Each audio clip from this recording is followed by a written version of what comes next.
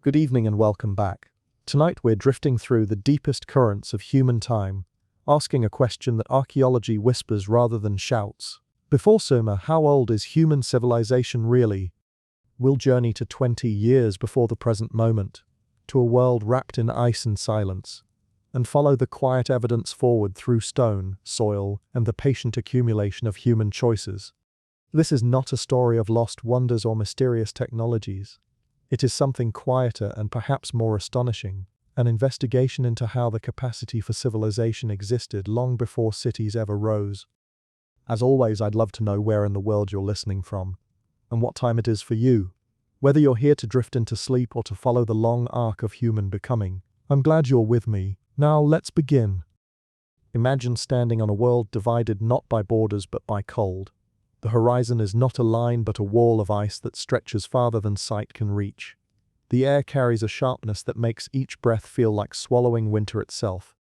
This is 20 years before our present moment, the heart of the last glacial maximum, when ice sheets thousands of meters thick press down on the northern hemisphere like the weight of a frozen sky. The world the world of cities and farms and permanence, does not exist. What exists instead is wind, hunger, and the quiet persistence of a small species learning to endure. The ground beneath your feet is hard, locked in frost even during what passes for summer.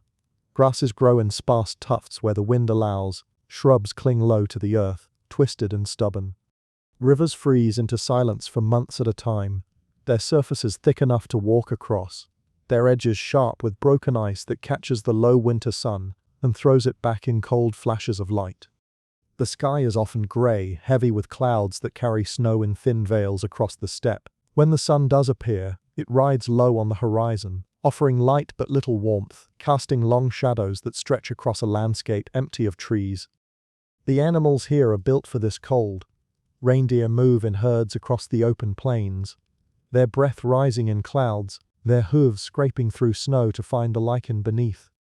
Woolly mammoths, massive and shaggy, browse on whatever vegetation survives, their tusks sweeping aside drifts to reach buried grasses. Wild horses gather in groups, lean and watchful, their coats thick against the wind. Saiga antelope, with their strange bulbous noses designed to warm the frigid air, pick their way across frozen ground. These creatures are the pulse of this world, and human survival depends entirely on following that pulse. You would not call this a hospitable place, yet humans are here. Small groups, perhaps a dozen or 24 individuals, moving through territories vast enough that weeks might pass without encountering another band. They carry everything they own.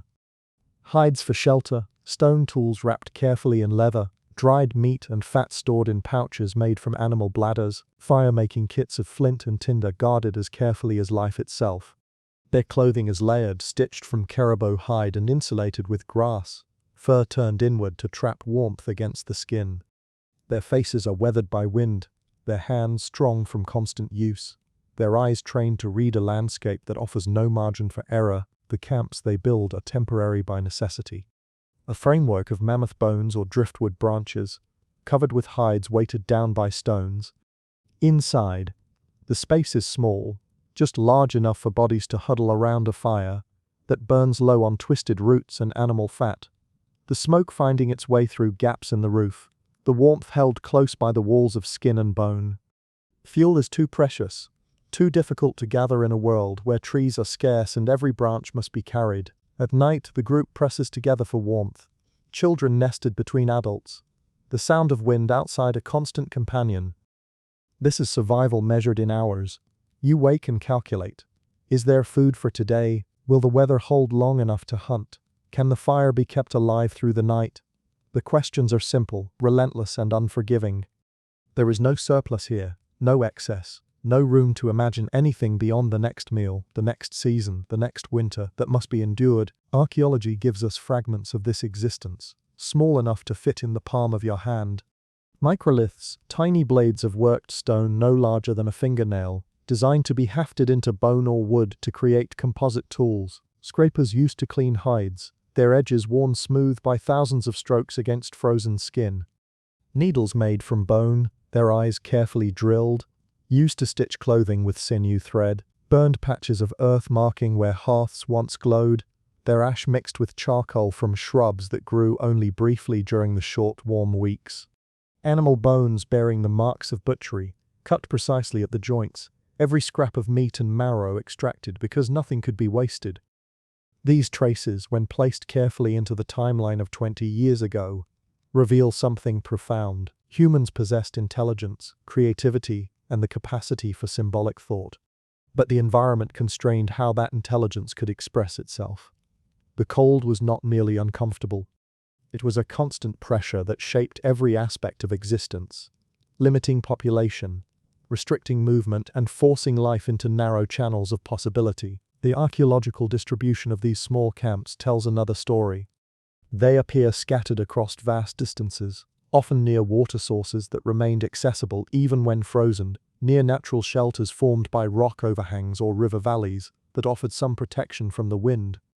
The spacing between sites suggests territories measured in hundreds of kilometers, groups following migration routes of animals across landscapes so large that modern minds struggle to comprehend the scale. This was not wandering. It was navigation through remembered geography, knowledge passed from generation to generation about where water could be found, where herds would pass, where stones suitable for tools could be quarried. Genetic studies paint a picture of extraordinary isolation. The entire human population of Eurasia during this period may have numbered fewer than 100,000 individuals, scattered across a landmass larger than all modern continents combined. With such low population density, the exchange of ideas, innovations, or even genes happened slowly, sporadically, when groups encountered one another during seasonal migrations or at resource-rich locations that drew multiple bands together. Knowledge survived not through writing or institutions but through direct teaching, through hands guiding other hands in the precise angle needed to strike flint, through eyes watching tracks in snow and learning to distinguish fresh prints from old Galamedianas, through stories told around fires that carried the accumulated wisdom of survival. And yet, within this harsh world, there are hints of something more. A bone carved with regular notches, perhaps marking lunar cycles or tracking the passage of seasons. A shell carried hundreds of kilometers from the coast, its surface worn smooth by handling, suggesting it was valued not for utility. A handful of ochre, found in a hearth, used perhaps to color bodies or objects in ways we can only guess. These are not the markers of civilization as we understand it. They are markers of humanity, small insistences that life is more than survival, that beauty and meaning exist even when existence is difficult. But these moments of symbolic behavior do not accumulate. They appear and vanish and appear again generations later, each time seemingly reinvented because the chain of transmission broke. The cold does not permit permanence. Groups are too small, too mobile, too focused on survival to build traditions that span centuries. Each generation must learn anew much of what their grandparents knew, and some knowledge simply fades into the frozen silence when the last person who carried it dies. Paleoclimate data helps us understand why this world resists complexity. Ice cores drilled from Greenland reveal temperature fluctuations sharp enough to reshape ecosystems within a human lifetime. Pollen samples from lake sediments show vegetation communities that shifted, collapsed, and reformed as climate oscillated between unbearable and merely harsh. When the growing season is measured in weeks rather than months, when rainfall patterns are unpredictable, when a single storm can destroy a season's hunting, large human groups simply cannot form. The land cannot feed them. Without large groups, there can be no specialization, no division of labor, no accumulated surplus that allows some individuals to pursue activities other than immediate subsistence. This is the paradox that archaeology quietly reveals. These people were as intelligent as we are. Their brains were our brains. If you could transport a child from 20 years ago into the present, they would learn language, mathematics, music, and abstract thought with the same ease as any child today. Intelligence is not the limiting factor. Ecology is, climate is, the availability of calories is. The hearths these groups built tell us about their resourcefulness. When wood is scarce, they burned bone. Mammoth bones, marrow already extracted, could sustain a fire for hours when stacked properly. Twisted shrubs that grew in sheltered gullies were harvested carefully, their roots dug up to use as slow-burning fuel. Animal fat rendered from carcasses was saved in hide containers and used to feed flames during the coldest nights.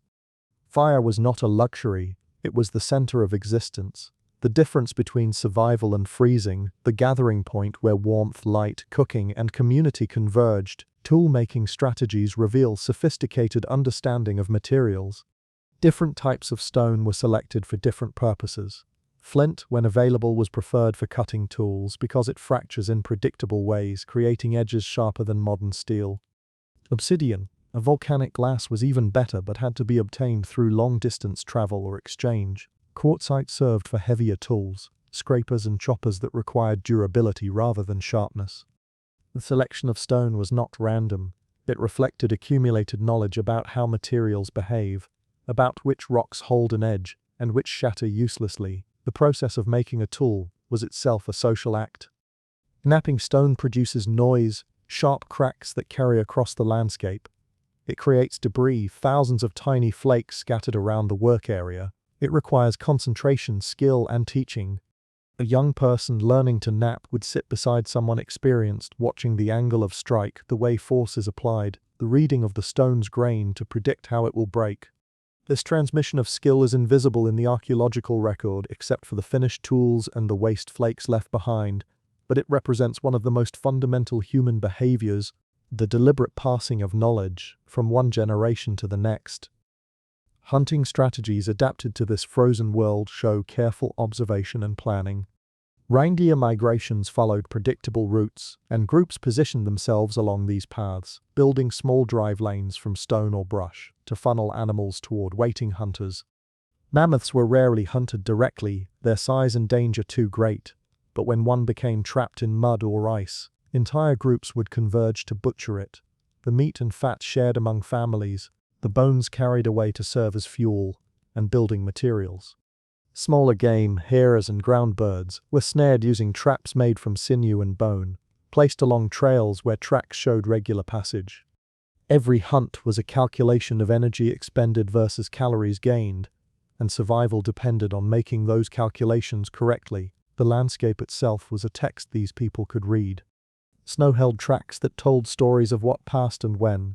The behavior of animals revealed weather patterns. The stars overhead, rotating through their predictable cycles, marked the turning of seasons and guided navigation across featureless terrain. This knowledge was not written in books but carried in memory, reinforced through constant practice, and shared within groups through storytelling that wove practical information into narrative. As we step back from this frozen world of 20 years ago, one realization settles quietly: the capacity for civilization, the intelligence, the creativity, the social bonds, existed here fully formed. What did not exist were the conditions that would allow that capacity to manifest. The ice locked the world into patterns of scarcity and mobility. Populations remained small and scattered. Innovation happened but could not accumulate across generations in any sustained way. The story of civilization is not the story of humans becoming smarter or more capable. It is the story of the world warming enough for human capabilities to finally find fertile ground. Without these people, without their quiet persistence through millennia of cold, nothing that follows would be possible. They are the deep root of every city, every written word, every monument. They endured so that we could exist. And in that endurance, in those small camps glowing against the dark ice, the future waited. The ice still holds the world, but its grip begins to loosen at the edges. Around 18 years before the present, subtle shifts ripple through the climate. Winters remain brutal, but summers stretch slightly longer. Rainfall, sparse and unpredictable for millennia, begins to follow more regular patterns. Along certain lakeshores and river valleys, something remarkable happens. Resources that once appeared sporadically begin to return season after season to the same locations. For the first time in the long human story, groups arrive at a place and pause, not because they are exhausted but because the land itself invites them to stay. This is not comfort. The world is still cold, still demanding, still capable of killing through a single mistake.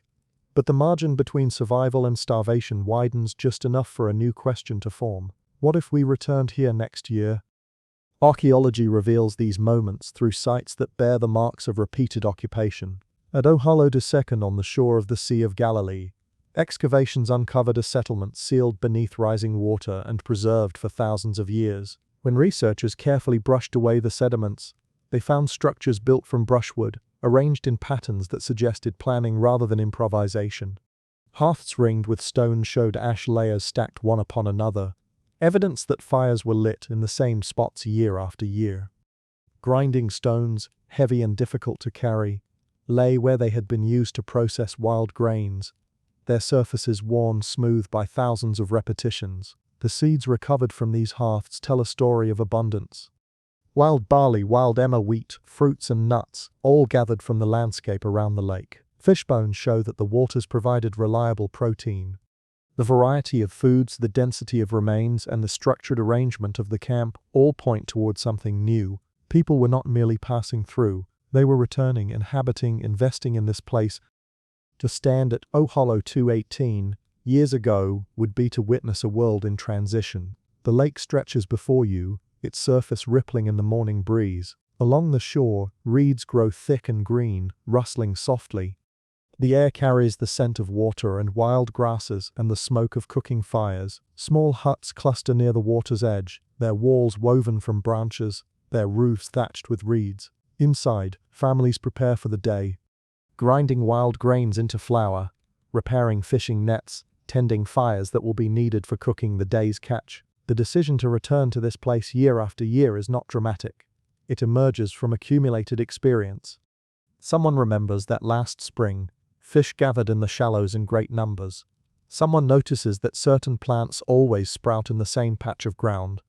Someone realizes that carrying heavy grinding stones is worth the effort if the food is reliably here. These small observations, passed through conversation and shared memory, gradually reshape how the group thinks about place. The lake is no longer just another stop on an endless journey. It becomes a destination, far to the northeast, at Karanefi 4th, on the Jordanian steppe. Another pattern unfolds. Here, hearths number in the thousands, layered one above another in deposits that span centuries. The sheer quantity of debris, stone tools, animal bones, ash suggests gatherings on a scale far larger than typical mobile bands. Researchers examining the site estimate that during certain seasons multiple groups converged here, drawn by resources or perhaps by the social importance the location had acquired. The archaeological signature looks less like a camp and more like a meeting place, somewhere people came not only to hunt and gather, but to see one another, to exchange information, to renew bonds. These sites, scattered across the warming world, share common features. They appear near reliable water sources. They show evidence of structures more substantial than temporary shelters. They contain tools and materials sourced from distant locations, suggesting that people traveled or traded to bring valued objects here.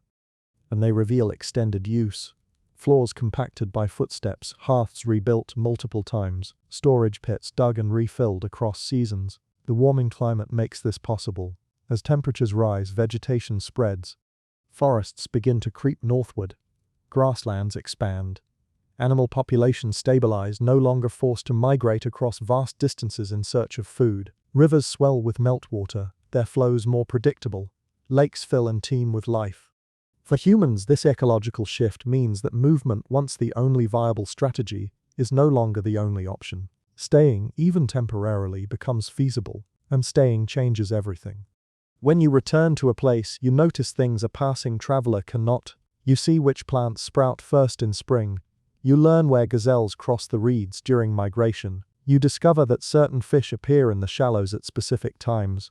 This knowledge accumulates not as abstract information, but as place memory tied to specific patches of ground, specific turns in the river, specific trees and stones and slopes. The land transforms from backdrop into companion. Sensirid is also social. When multiple groups return to the same location season after season, they begin to expect to see one another. Relationships that in a fully mobile world might have been fleeting now have continuity. Marriages are arranged. Alliances are formed. Stories are shared around fires that burn in the same stone circles year after year. These networks, invisible to archaeology except through the objects that traveled along them, become the scaffolding that will support later forms of complexity. Still, it is important to remain grounded. These are not villages. They are not permanent settlements. They are experiments in semi-sedentism, tentative steps toward a future that no one is planning. The people who returned to Ohalo Tesud or gathered at Karane Fourth did not know they were at a threshold. They were simply responding to what the world offered, making choices that felt practical in the moment, unaware that those choices were shaping the trajectory of human history. By around 15 years before the present, the warming continues. The climate enters a phase called the Bellingolid interstadial, a period of relative warmth that lasts for more than 1,000 years. During this window, the transformation accelerates. Birch and hazel spread across landscapes once dominated by tundra. Grasslands bloom with a diversity of edible plants. Animal herds grow larger and more predictable in their movements. Human populations, responding to this abundance, begin to increase. With more people comes more innovation. Stone tool industries become more standardized, suggesting that techniques are being taught and refined across communities. Microliths, those tiny blades designed to be hafted into composite tools, appear in greater numbers and with more regional variation. This variation is significant. It shows that different groups are developing their own styles, their own ways of doing things. Cultural identity, still subtle and fluid, is beginning to coalesce around place. Long-distance exchange networks expand dramatically during this period. Obsidian, a volcanic glass prized for its sharp edges, appears hundreds of kilometers from its source. Chemical fingerprinting allows archaeologists to match each piece of obsidian to a specific volcanic mountain, revealing pathways of movement and trade that span entire regions. Shells from the Mediterranean coast turn up in sites deep inland, carried not by waves but by human hands. These objects are more than tools or ornaments. They are connections, physical evidence of relationships stretching across the warming world. Isotope studies add another layer to the story. By analyzing the chemical signatures in human teeth and bones, researchers can determine where individuals spent their childhoods and how they moved during their lives. The patterns show remarkable mobility. People born in one region often ended up hundreds of kilometers away, suggesting that groups were fluid, that individuals moved between communities, that the social landscape was far more dynamic than the static archaeological sites might suggest. This fluidity is important because it means ideas traveled. A new technique for hafting stone blades, a better method for snaring game, a story about how the world began, all of these could spread rapidly through networks of people who met seasonally, exchanged gifts and information, and carried that knowledge onward. Innovation was no longer isolated. It was networked. The warming also changes the rhythm of human life. When resources are abundant, time becomes less scarce. There is time to make better tools, to decorate objects, to tell longer stories around fires that burn with wood rather than bone. There is time to think beyond immediate survival, to wonder about the patterns of stars, the meaning of dreams, the stories ancestors told. This cognitive surplus, this mental space freed from the constant pressure of hunger, is where culture begins to flourish. Art appears in new forms during this period. Engravings on bone and stone become more common. Personal ornaments, beads made from shell or stone, proliferate. Some sites reveal painted objects, though the pigments have faded to faint traces. These artistic expressions are not idle decoration. They are statements of identity, markers of belonging, ways of saying this is who we are. In a world where groups are starting to claim specific territories and return to specific places, identity matters in new ways. Even so, the world remains uncertain. The warming that made all this possible is not permanent. Around 800 years before the present, the climate will snap back into cold in an event called the Younger Dryas. The experiments in staying, the tentative investments in place, will be tested. Some sites will be abandoned, some groups will return to full mobility. But the memory of what was possible during the warm period will not vanish. It will wait in the minds of survivors ready to re-emerge when the world warms again. For now, in the window between 18 and 13 years before the present, humans are discovering that the world can change and that when it does, new ways of living become imaginable. They are not yet building monuments, or planting crops or writing laws, but they are returning to places, knowing them, shaping them, and being shaped by them in turn. The story of civilization does not begin with cities.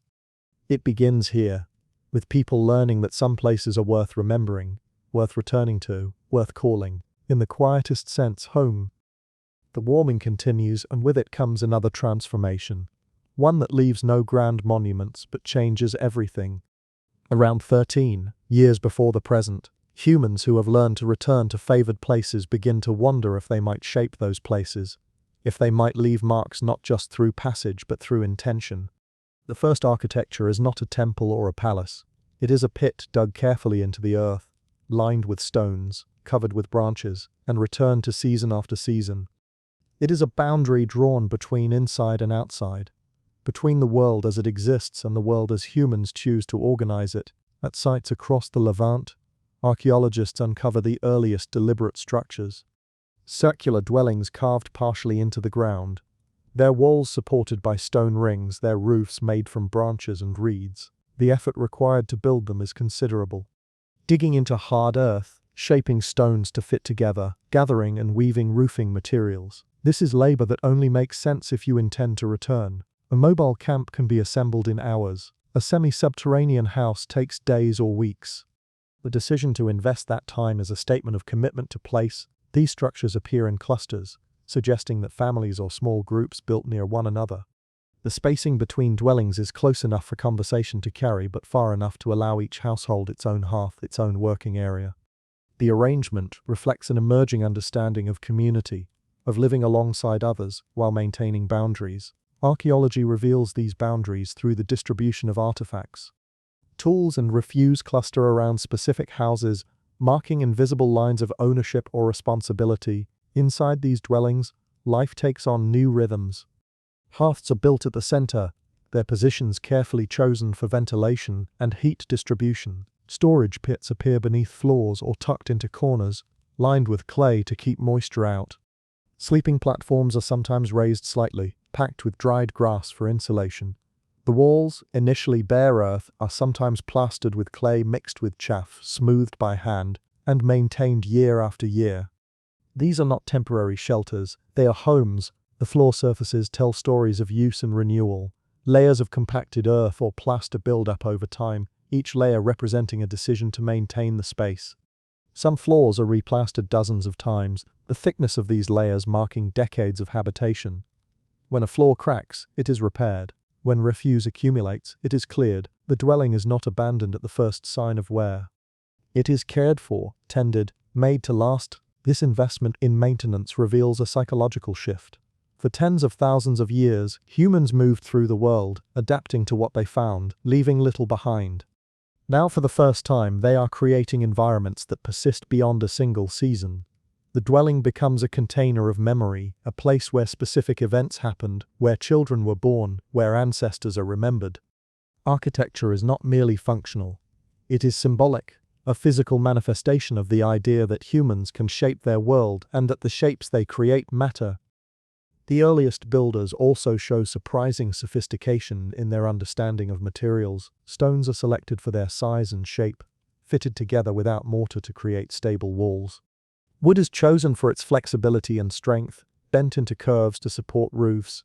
Clay, when available, is mixed with organic material to prevent cracking as it dries. These techniques are not written down.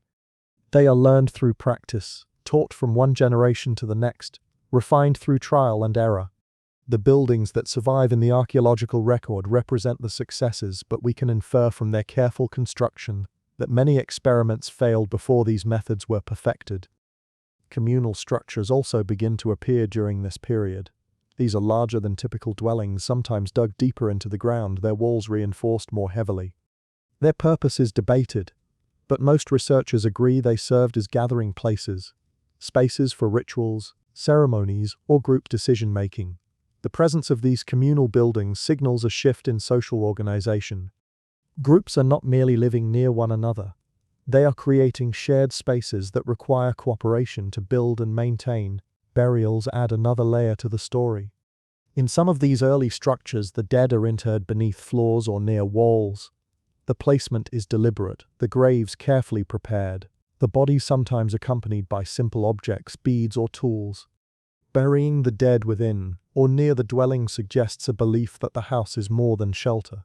It is a place where lineage is anchored, where the presence of ancestors provides continuity. When you live above the graves of your grandparents, leaving becomes harder. The dwelling ties you not only to place but to memory. By around 11 years before the present, some of these early architectural experiments are becoming more elaborate. Walls are occasionally decorated with simple pigments. Floors are burnished smooth. Entrances are carefully oriented, perhaps to capture morning light or to face prevailing winds. These details show that builders are thinking not just about function but about experience, about how it feels to inhabit a space. Architecture is becoming an art. The shift from mobility to even partial sedentism also transforms the relationship between humans and landscape. When you carry everything you own, the landscape is something you move through. When you build a dwelling and return to it, the landscape becomes something you are part of. You notice seasonal changes more intimately. You see where water collects after rain. You learn which plants grow best in which soils. This deepening relationship with place is the foundation for everything that follows. For the management of wild plants, for the earliest experiments with cultivation, for the idea that land can be not just occupied but shaped. Still, these early structures are fragile. Built from earth and organic materials, they require constant maintenance. Roofs leak and must be repaired. Walls erode and must be rebuilt. The effort required to keep a dwelling habitable is considerable. Yet people choose to invest that effort rather than simply move elsewhere. This choice, repeated across generations, gradually anchors communities to specific locations. The archaeological signature of these early buildings is subtle. Often only post holes and stone foundations remain. The wood and thatch long since decayed, but careful excavation reveals patterns, circles of stones that once supported walls. Ash layers marking hearths used repeatedly. Compacted floors bearing the imprint of countless footsteps. These quiet traces are the earliest evidence that humans were learning to build worlds of their own. As we step back from these first intentional structures, a question lingers. What did it feel like to be among the first humans, to live in a space deliberately shaped, to close a door, or pull aside a hide and feel the boundary between outside and inside? What shifted in the human mind when shelter became home? We cannot answer with certainty, but the archaeological evidence suggests that architecture changed not only where people lived but how they thought about living. The dwelling became a mirror of identity, a place where social roles, family bonds, and individual experiences accumulated in the arrangement of stones and the layers of plaster on the floor. The capacity for civilization does not arise from writing or metals or grand monuments.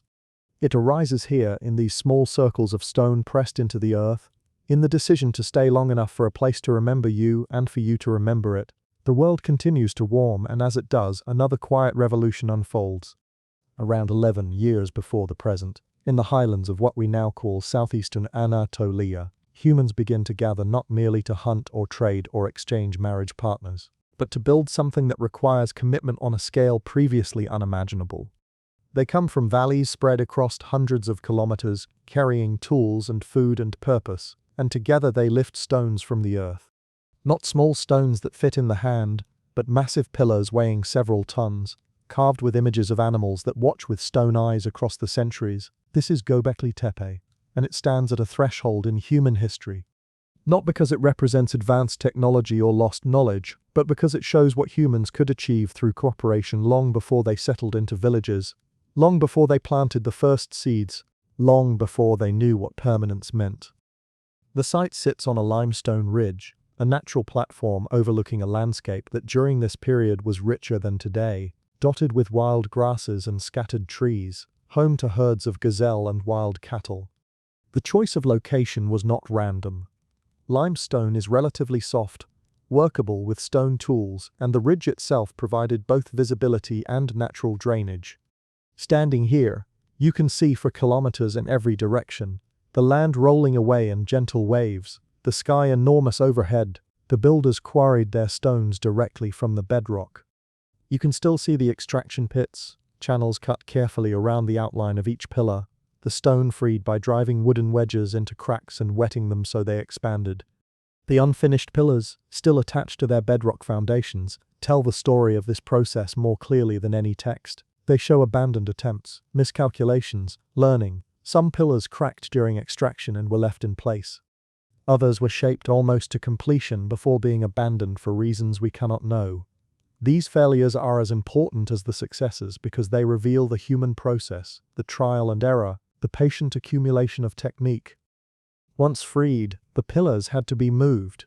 The physics are straightforward even if the labor was immense. Wooden sledges, ropes made from twisted plant fibers, friction reduced by water, or clay spread beneath the runners. A team of 40 or 50 people could move a multi-ton stone across relatively flat ground, pulling in rhythm, adjusting direction as needed. The distance was not great, often only a few hundred meters from quarry to enclosure, but the coordination required was profound. Someone had to direct. Someone had to ensure the ropes were sound. Someone had to manage the teams so that effort was applied evenly, so that momentum carried the stone forward, rather than allowing it to sink into soft ground or tip dangerously. The enclosures themselves are arranged in rough circles, each defined by pillars standing upright in carefully carved sockets. The central pillars, always taller and more elaborate than the others, face each other across the interior space. The arrangement creates a sense of geometry, of intentional design, of space organized for a purpose we can only infer. Walking into one of these enclosures even now, with only the foundations remaining, you feel the weight of the stones, the way they frame the sky, the way they create a boundary between ordinary ground and something set apart. The surfaces of the pillars bear carvings, relief images of foxes, snakes, boars, birds, spiders, scorpions. The animals are stylized but recognizable, their forms emerging from the stone with a clarity that suggests skilled hands. These carvings were made using flint tools, struck repeatedly against the limestone to abrade the surface, creating grooves and planes that catch the light. The process was slow, demanding focus and patience. A single carved pillar might represent weeks or months of work, yet the enclosures contain dozens of them.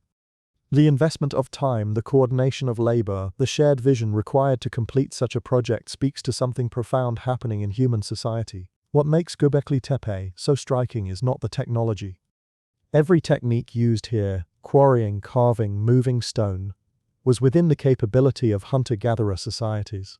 What is remarkable is the scale and the commitment. This was not a single family's project. It required groups from across the region coming together, likely seasonally, to contribute labor to something that served no immediate survival need. There were no houses here, no storage facilities, no permanent population.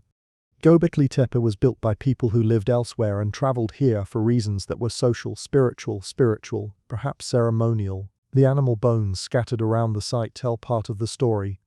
Thousands upon thousands of bones from gazelles, wild cattle, and boars, many showing cut marks from butchery. The quantities suggest feasting on an enormous scale. When people gathered to work on the enclosures, they were fed communally. Feasts are not merely about nutrition. They are about creating bonds, about transforming labor into shared experience, about making participation in the project itself a form of belonging. By feeding the workers, by creating an atmosphere of abundance, the organizers ensured that people returned year after year, that the work continued across generations. The evidence for long-distance connections appears in the materials. Obsidian from volcanic sources, hundreds of kilometers away, turns up in the tool assemblages. This obsidian did not walk to the site. It was carried by people who valued it enough to transport it across difficult terrain, or it was exchanged through networks that connected distant groups. The presence of such materials reveals that Göbekli Tepe was not an isolated phenomenon. It was a node in a web of relationships that stretched across the entire region. Why would mobile hunter-gatherers invest so much effort in building something permanent? The answer may lie in the very fact of their mobility. When groups move constantly, maintaining social cohesion is challenging. Alliances can fray. Knowledge can be lost. But if there is a central place, a location where people return seasonally to gather and work and feast and celebrate, then the fabric of society can be maintained across time and distance. Göbekli Tepe may have functioned as a kind of social glue, a shared project that gave dispersed groups a common identity and a reason to cooperate. The deliberate burial of the enclosures adds another layer of mystery and meaning. After a period of use, each circular structure was carefully filled with debris, stone tools, animal bones, and earth. This was not abandonment. It was intentional closure, a ritual ending. The fill deposits are not random. They are carefully placed, sometimes containing carved stones or other symbolic objects. This pattern of building, using, and burying suggests that the structures themselves were temporary in concept, that their purpose was tied to specific moments in time, specific generations, specific social needs. The symbolism embedded in the pillars hints at shared beliefs. The animals carved into the stone may represent totems, clan symbols, or spiritual beings. The abstract shapes, crescents, H symbols, zigzags, may encode meanings we can no longer read. What matters is that these symbols were shared across multiple enclosures, across multiple building phases, suggesting continuity of belief even as the physical structures were renewed. Göbekli Tepe was not merely architecture. It was a statement of identity carved into the landscape. The question of how decisions were made lingers. Who chose which stones to carve? Who decided when to bury an enclosure? Who organized the feasts and coordinated the labor? The absence of permanent leadership structures, of palaces or elite burials, suggests that authority was fluid, perhaps based on age, skill, or spiritual knowledge. Leadership may have been task-based, emerging during construction seasons and dissolving afterward. What is clear is that cooperation was achieved without coercion, that people chose to participate because the project itself held meaning. As we stand among these ancient stones, we realize that Göbekli Tepe challenges many assumptions about the trajectory of human civilization. It shows that monumental architecture preceded agriculture, that social complexity could exist without cities, that humans could organize large-scale projects through shared belief and mutual obligation rather than through hierarchy and control. The capacity for civilization was not invented by farmers or city dwellers. It existed here, among people who still hunted and gathered, who had no writing, no metal, no wheels, but who possessed something perhaps more powerful, a shared vision of what they could create together. The carvings weather slowly under the Anatolian sun. The stones, once carefully arranged, now lean at angles, some toppled by earthquakes, others buried again by time. But their presence remains, a quiet testament to the fact that the story of human complexity begins not with cities rising in the river valleys of Mesopotamia, but here, on this wind-swept ridge, where mobile groups paused long enough to shape stone into memory. Around 10 years before the present, another shift begins to ripple through the human world. The same groups who gathered at places like Göbekli Tepe, who feasted and built and carved stone together, return to their valleys and notice something subtle happening in the landscape. The wild grasses they have harvested for millennia, the barley and wheat that grow in dense stands along hillsides. Where people camp repeatedly, where they scatter the chaff from processing grain, where they disturb the soil, the plants grow back thicker, taller, more abundant. This is not yet farming. It is the beginning of a conversation between humans and plants, a relationship that will reshape both species. The archaeological evidence for this transition appears in seeds. Thousands of charred seeds recovered from hearths and storage pits, preserved by fire and sealed in layers of earth. By examining these seeds under magnification, researchers can measure their size, assess their morphology, trace the subtle changes that mark the boundary between wild and domesticated. Wild grains have brittle matrices, the joints that connect seeds to the stem, designed to shatter at maturity so seeds scatter widely. Domesticated grains have tough matrices that hold seeds on the stem until harvested. This single trait, toughness versus brittleness, is the genetic signature of domestication. Around 10,500 years ago, most seeds recovered from sites show wild characteristics. By 9 years ago, domesticated forms begin to appear. The transition is gradual, spanning more than a millennium, playing out differently in different valleys. This is not a single invention spreading from one center. It is a process unfolding in parallel across multiple regions as groups independently discover that managing plants offers advantages over simply gathering them. The process begins unintentionally. When people harvest wild grains, they naturally select plants whose seeds remain attached long enough to be collected. The brittle individuals, those whose seeds have already scattered, are not gathered.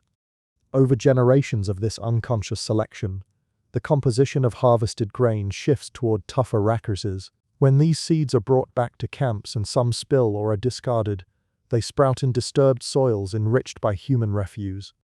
The next season, people notice these volunteer plants and harvest them preferentially because they are conveniently located. The cycle repeats, and slowly and perceptibly, the plants adapt to human presence. At the same time, humans adapt to the plants. Groups begin clearing competing vegetation from areas where desired plants grow. They learn to protect patches of wild grain from grazing animals. They experiment with deliberately scattering seeds in favorable locations, not yet planting in the intentional sense, but encouraging growth through simple interventions. These small actions accumulate. What was once foraging becomes proto-cultivation, a middle ground where humans and plants are shaping each other. Storage becomes increasingly important during this period. Grain, unlike meat, can be kept for months if protected from moisture and pests. Clay-lined pits appear more frequently in archaeological deposits, their interiors showing evidence of having held cereals, pulses, and other plant foods. These storage facilities allow groups to remain in one location for longer periods, reducing the need for seasonal mobility. When food is stored, the rhythm of life changes. Time becomes structured around harvests, processing periods, and the management of stored resources. The appearance of grinding stones in greater numbers marks another aspect of this transition. These heavy tools, some weighing tens of kilograms, are designed to process grain into flour. Their weight makes them impractical to carry, so their presence indicates that people expect to return to the same location repeatedly. The wear patterns on these stones tell stories of use spanning years. Some are ground down to thin, concave surfaces, their original thickness reduced by thousands of hours of labor. Grinding grain is time-consuming work. Yet people choose to invest that time because the resulting flour is nutritious, storable, and versatile. Legumes also play a crucial role in early cultivation. Lentils, chickpeas, and peas appear in archaeological deposits alongside cereals. These plants fix nitrogen in the soil, improving fertility for subsequent crops. Whether early cultivators understood this relationship is unclear, but the practice of growing legumes alongside cereals creates a beneficial synergy. The archaeological evidence shows that domesticated legumes appear around the same time as domesticated grains, suggesting that people were experimenting with multiple plant species simultaneously. The genetic changes in plants provide a timeline for domestication. DNA studies of ancient seeds reveal that domestication genes, those controlling traits like rachis toughness or seed size, appear in different locations at different times, but follow similar patterns. This parallel evolution suggests that the process was predictable, that given similar conditions and similar human behaviors, plants responded in similar ways. Domestication was not a unique event but a repeatable outcome of prolonged interaction between humans and certain plant species. The social consequences of this shift are profound. When food production becomes more reliable, populations can grow. Archaeological surveys show an increase in settlement numbers and sizes during this period. Villages that once held 50 people expand to hold hundreds. New settlements appear in areas previously unsuitable for hunter-gatherers, regions where wild resources were limited, but where cultivated plants could thrive. This demographic expansion creates pressure, competition for land, resources, and favorable locations. Social structures must adapt to manage larger, denser populations. The relationship between cultivation and sedentism is reciprocal. Cultivation encourages staying in one place because crops require tending, protection, and harvesting at specific times. But sedentism also encourages cultivation because permanent settlements create disturbed, enriched soils where plants grow well. The two processes reinforce each other, creating a feedback loop that accelerates the transition from foraging to farming. By around 9 years before the present, domesticated cereals and legumes dominate the plant assemblages at many sites. Wild plants are still gathered, wild animals still hunted, but the balance has shifted. Food production, not food collection, is becoming the primary strategy. This shift does not happen everywhere simultaneously. Some regions adopt farming quickly. Others remain dependent on wild resources for centuries longer. Geography, climate, and the availability of suitable plant species all influence the pace of change. The daily labor required for cultivation is considerable. Fields must be cleared of stones and competing plants. Soil must be loosened before planting. Seeds must be sown at the right depth and spacing. Crops must be protected from birds, rodents, and herbivores. Weeds must be controlled. Harvesting requires coordination so that grain is collected before it shatters or before rains damage the crop. Processing the harvest, threshing, winnowing, drying, takes additional time and effort. Farming is not easier than foraging. In many ways it requires more work, but it offers one critical advantage: Predictability allows planning.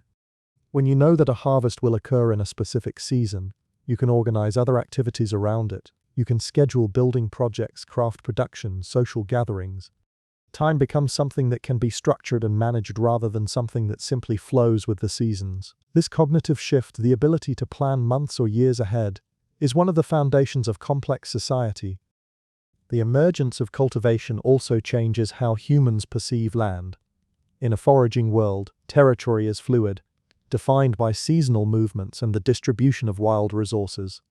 In a cultivating world, specific plots of ground become valuable because they have been cleared, improved, planted. The idea of ownership, still informal and perhaps communal at this stage, begins to take shape. When you invest labor in preparing a field, you expect to harvest from that field. This expectation creates social agreements about who has the right to use which land. The plants themselves transform. Domesticated wheat and barley develop larger seeds, thinner hulls, and more uniform ripening times. These traits make them better suited to human needs but less capable of surviving without human intervention.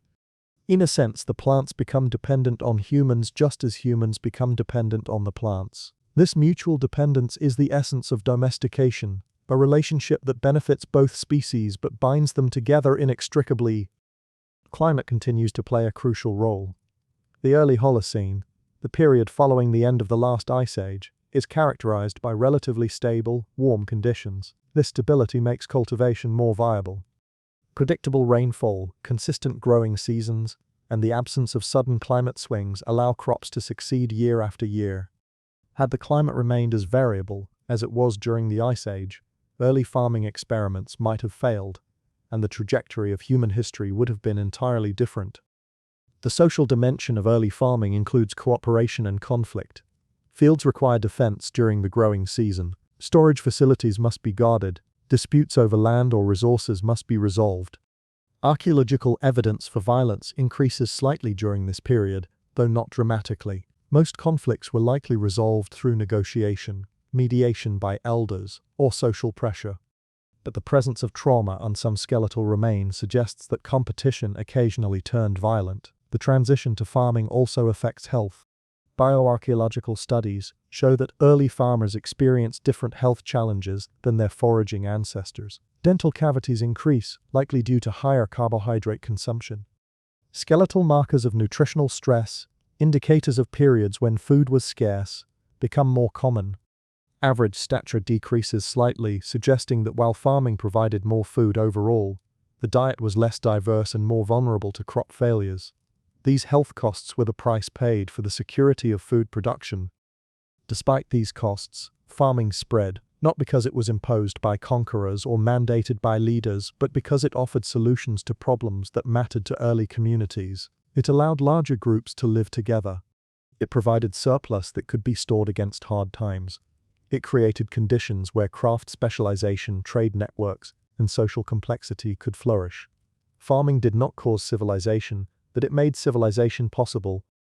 As we watch this quiet transformation unfold across the hills and valleys of the Fertile Crescent, we see not a sudden revolution, but a gradual entanglement. Humans did not conquer plants.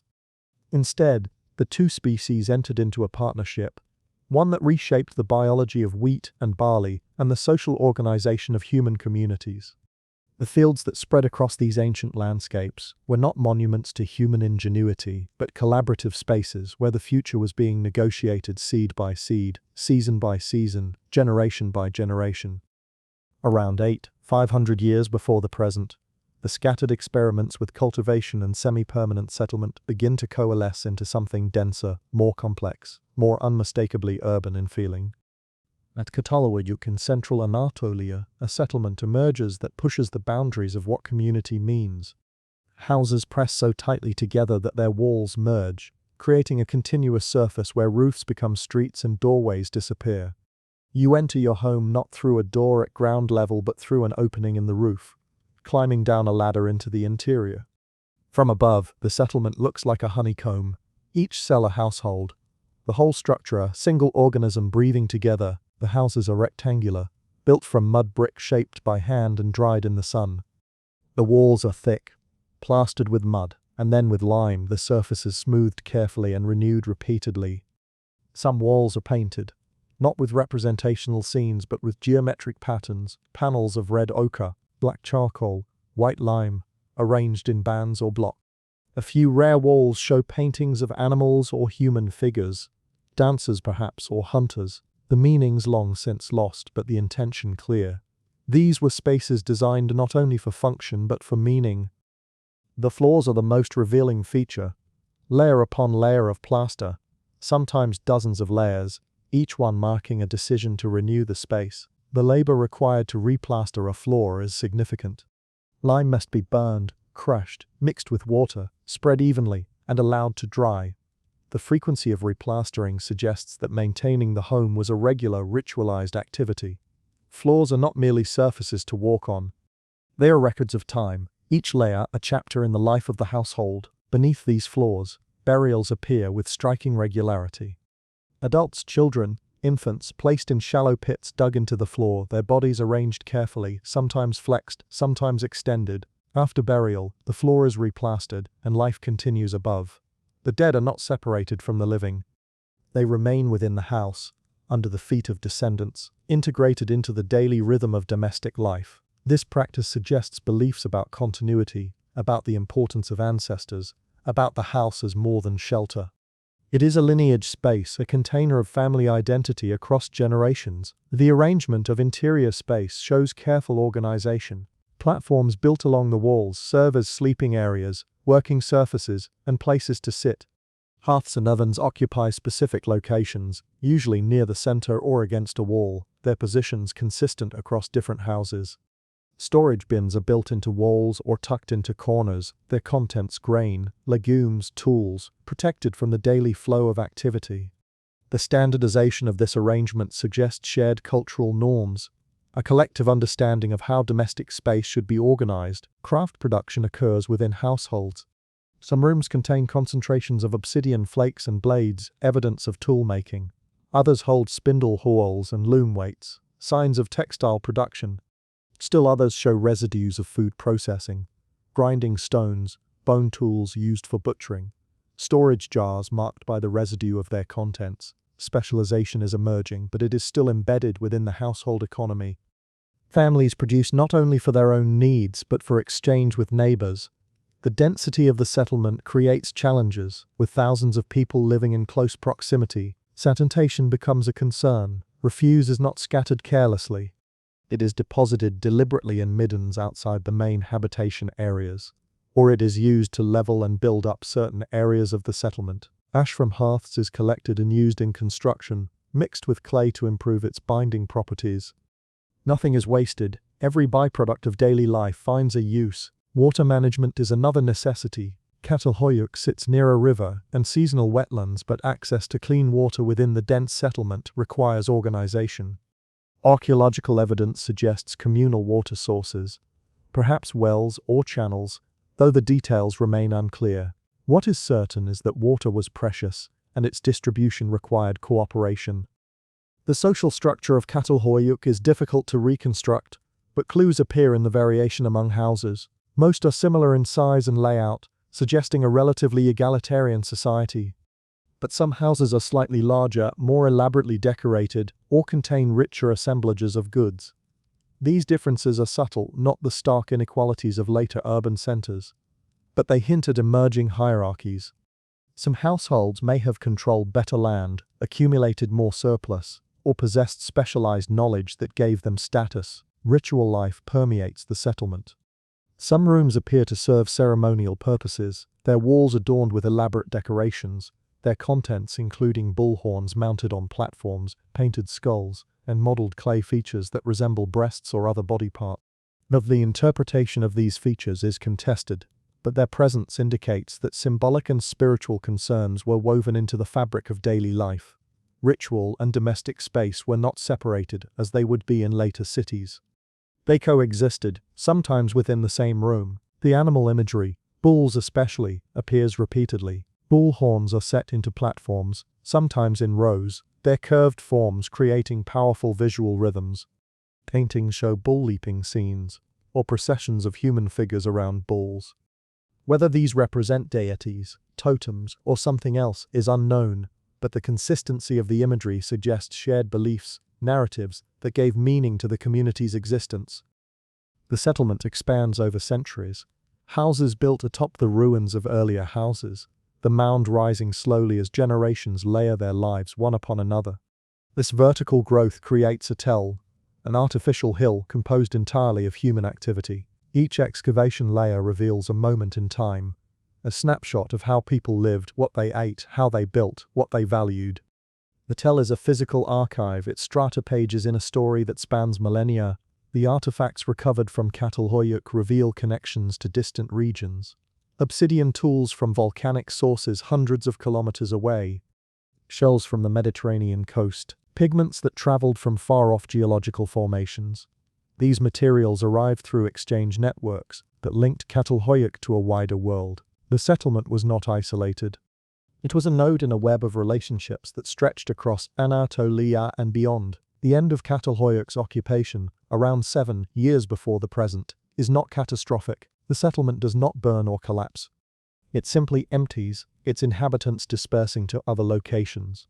Why this happened remains unclear. Environmental changes, resource depletion, social conflicts, or simply the natural life cycle of a community may have played roles. What matters is that the settlement represents a fully realized experiment in dense sedentary living. It shows that humans could organize themselves into large communities, manage shared resources, maintain social cohesion, and create meaningful symbolic worlds, all before the emergence of formal states or writing. As we walk through the excavated remains of Çatalhöyük, climbing through rooftop entrances, stepping carefully over plastered floors, running fingers along painted walls, we feel the weight of human presence. Thousands of lives unfolded here, countless moments of joy and sorrow, birth and death, conflict and cooperation. The settlement is proof that the capacity for complex social organization existed long before cities like Uruk or Ura. The foundations of civilization were laid not in river valleys but in places like this, where people chose to live densely, to invest in their homes, to bury their dead beneath their floors, and to shape their world with plaster, pigment, and shared purpose. Elsewhere across the Fertile Crescent and beyond, other early villages are emerging, each adapting to local conditions, each experimenting with different forms of social organization, but all sharing a common pattern. Permanent settlement, investment in architecture, management of domesticated plants and animals, integration of the living and the dead, and the creation of shared symbolic worlds. These are the building blocks of civilization, assembled not suddenly but gradually, through countless small decisions made by ordinary people navigating the challenges of living together. Around 7 years before the present, another transformation ripples through these early villages, one that occurs beneath floors and inside storage pits, invisible at first but profound in its consequences. For the first time in human history, food stops being something that must be consumed immediately or shared out of necessity. It becomes something that can be held, controlled, distributed selectively. Storage jars multiply, clay-lined pits deepen, and with them a new concept enters human society. Surplus, the evidence lies in the ground. Excavations reveal storage facilities of increasing size and sophistication. Small household pits become larger bins. Individual storage becomes communal granaries. The shift is gradual but unmistakable. At sites across the Levant and Mesopotamia, archaeologists find rooms dedicated entirely to storage, their floors covered with large ceramic vessels, their contents preserved in some cases by charring or desiccation.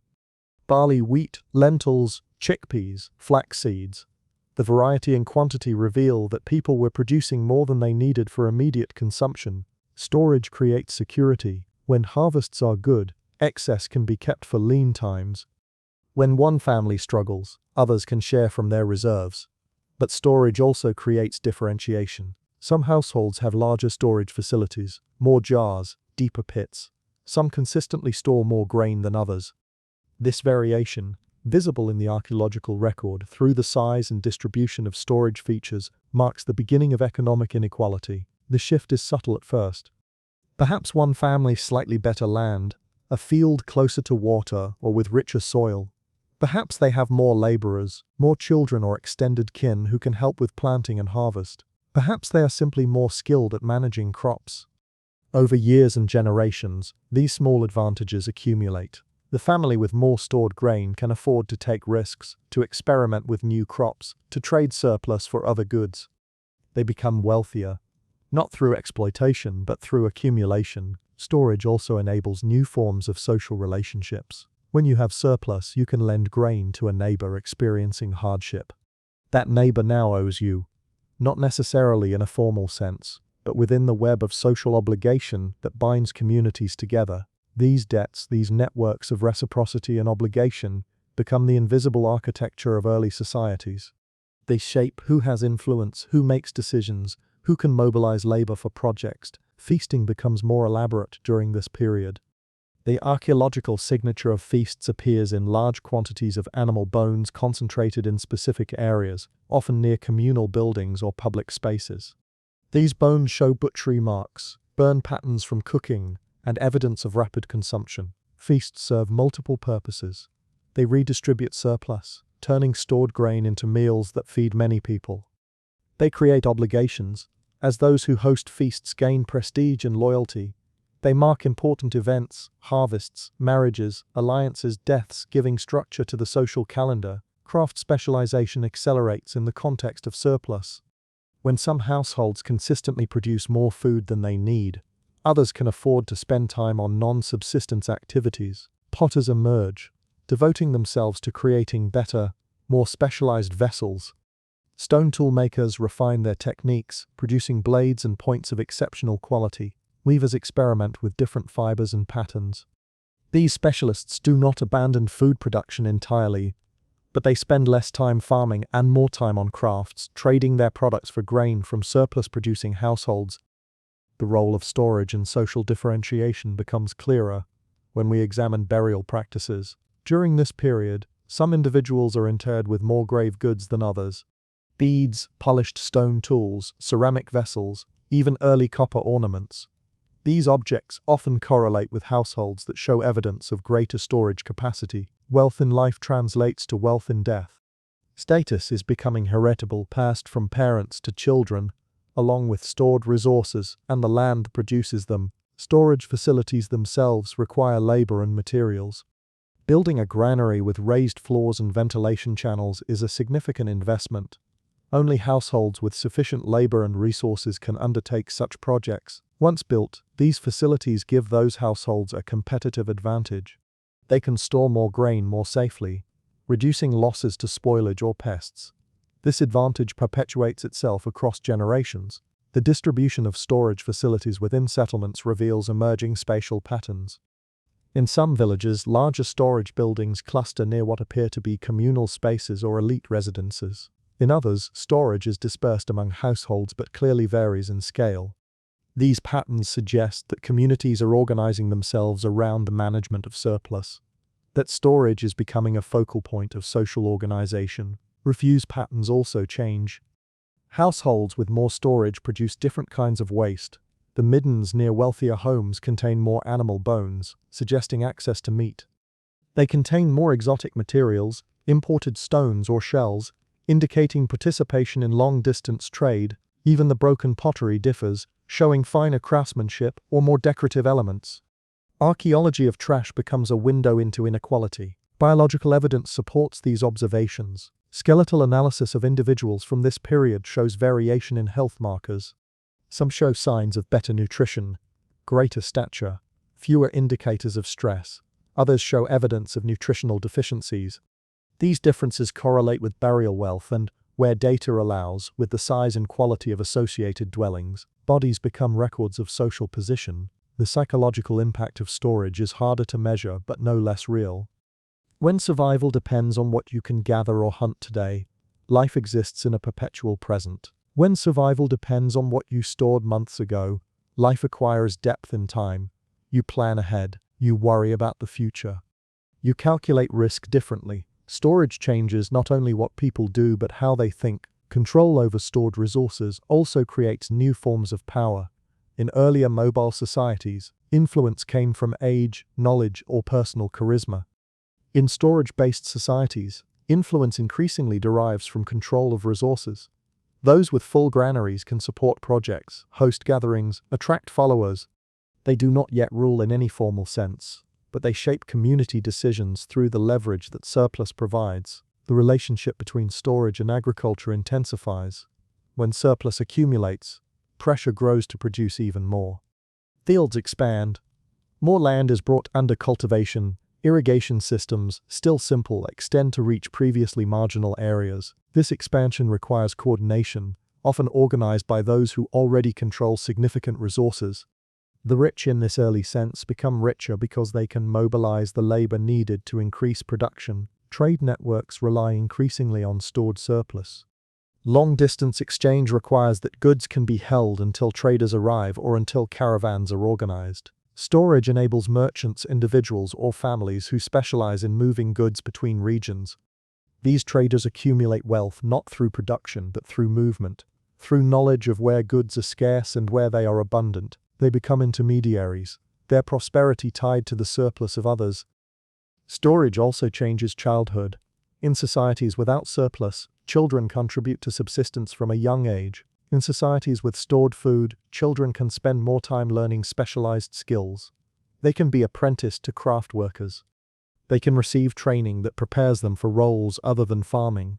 This diversification of childhood experiences contributes to the growing complexity of society. The architectural changes reflect these social shifts. Houses become more differentiated. Some have multiple storage rooms, others only small bins. Some have dedicated workshops, others are purely residential. The physical layout of settlements begins to mirror social structure. Walk through a village from this period and you can read hierarchy in the buildings themselves. Communal storage presents different dynamics. Some communities build large granaries managed collectively. These structures suggest cooperative organization, perhaps indicating that certain villages resisted the individualizing tendencies of household storage. The archaeological evidence for communal storage is debated, but where it exists, it hints at alternative pathways, communities that chose to share surplus rather than allow it to accumulate in private hands. The invention of seals and tokens appears during this period, small clay objects used to mark ownership or track quantities. These administrative tools, precursors to writing, emerge from the need to manage stored goods. When surplus exists in large quantities, memory alone becomes insufficient. Physical markers help track who owns what, who owes whom, what has been distributed. These mundane objects are the earliest forms of accounting, the beginning of bureaucracy. As we step back from this period of increasing storage and emerging inequality, we recognize a pattern. Sedentism created the possibility of accumulation. Agriculture created the surplus to accumulate. Storage created the mechanism to preserve and control that surplus. And control of surplus created the first significant social hierarchies. None of this required conquest or coercion. It emerged organically from the logic of settled agricultural life, from small differences that compounded over time into structural inequality. The question that lingers is whether this trajectory was inevitable.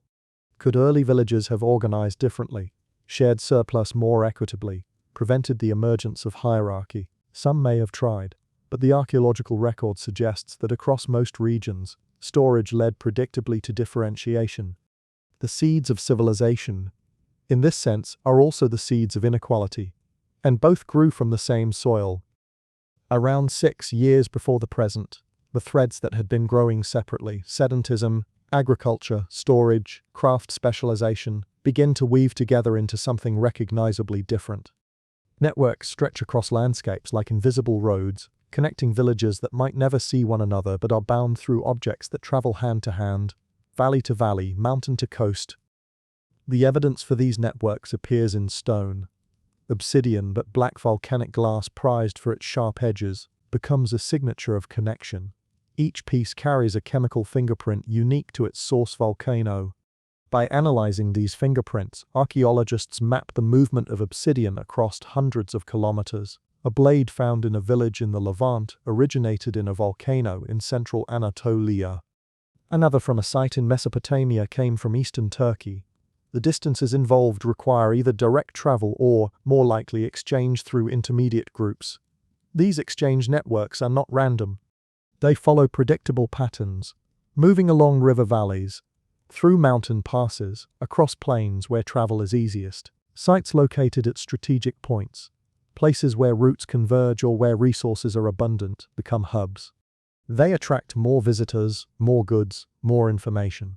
The networks have geometry, nodes, and pathways that can be mapped through the distribution of traded materials. Shells tell another story.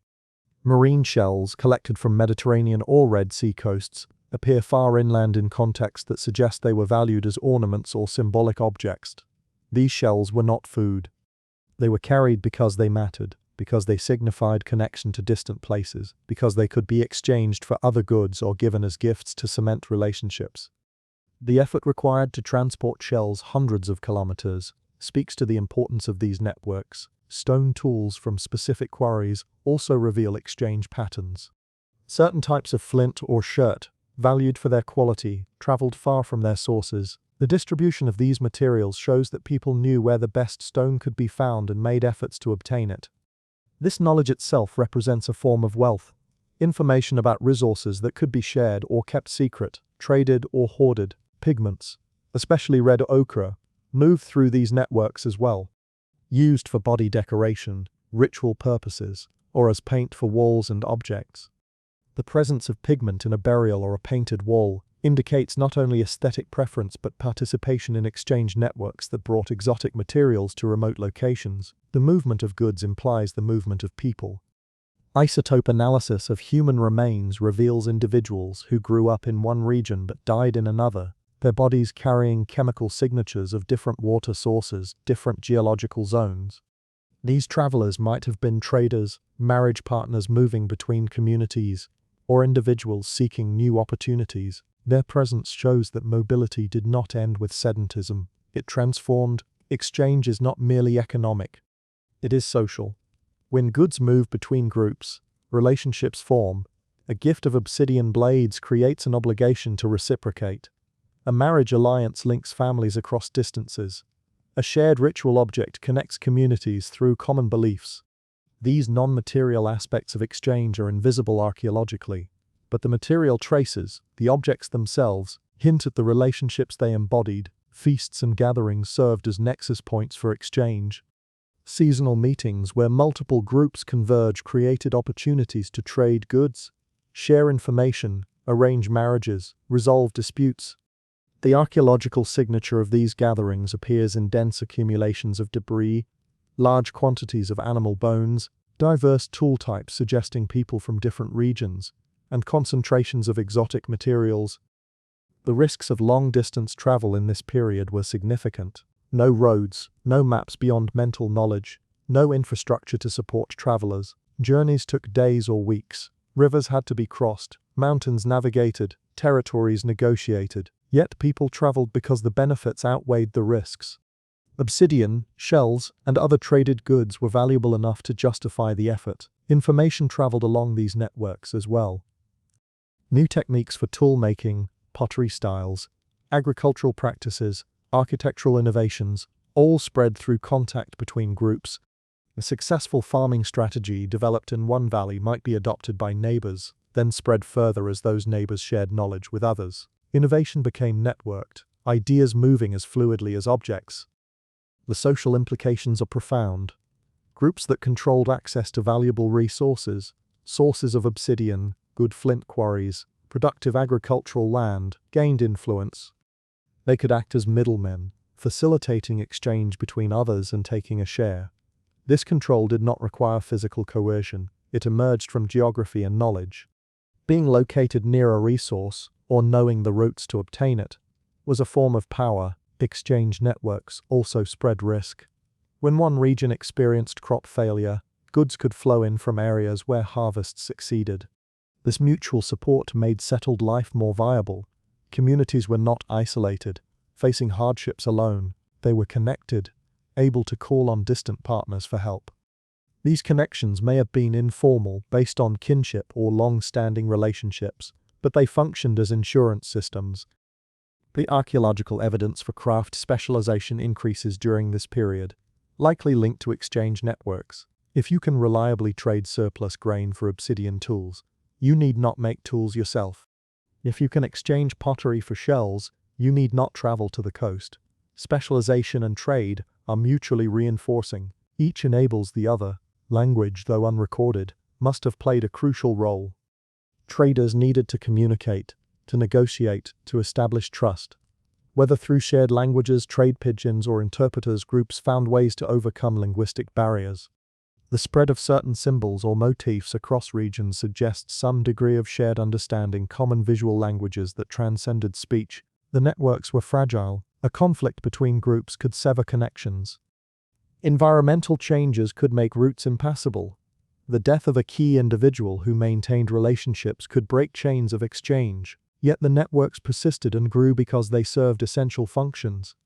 They moved resources, spread innovations, connected communities, and reduced isolation. By around 500 years before the present, these exchange networks had created a connected world across much of the Near East.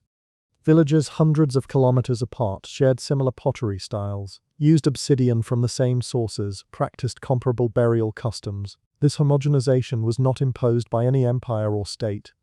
It emerged from the bottom up, from countless individual exchanges, marriages, migrations, and shared experiences. The networks also set the stage for urbanization. When exchange intensifies, certain locations become magnets.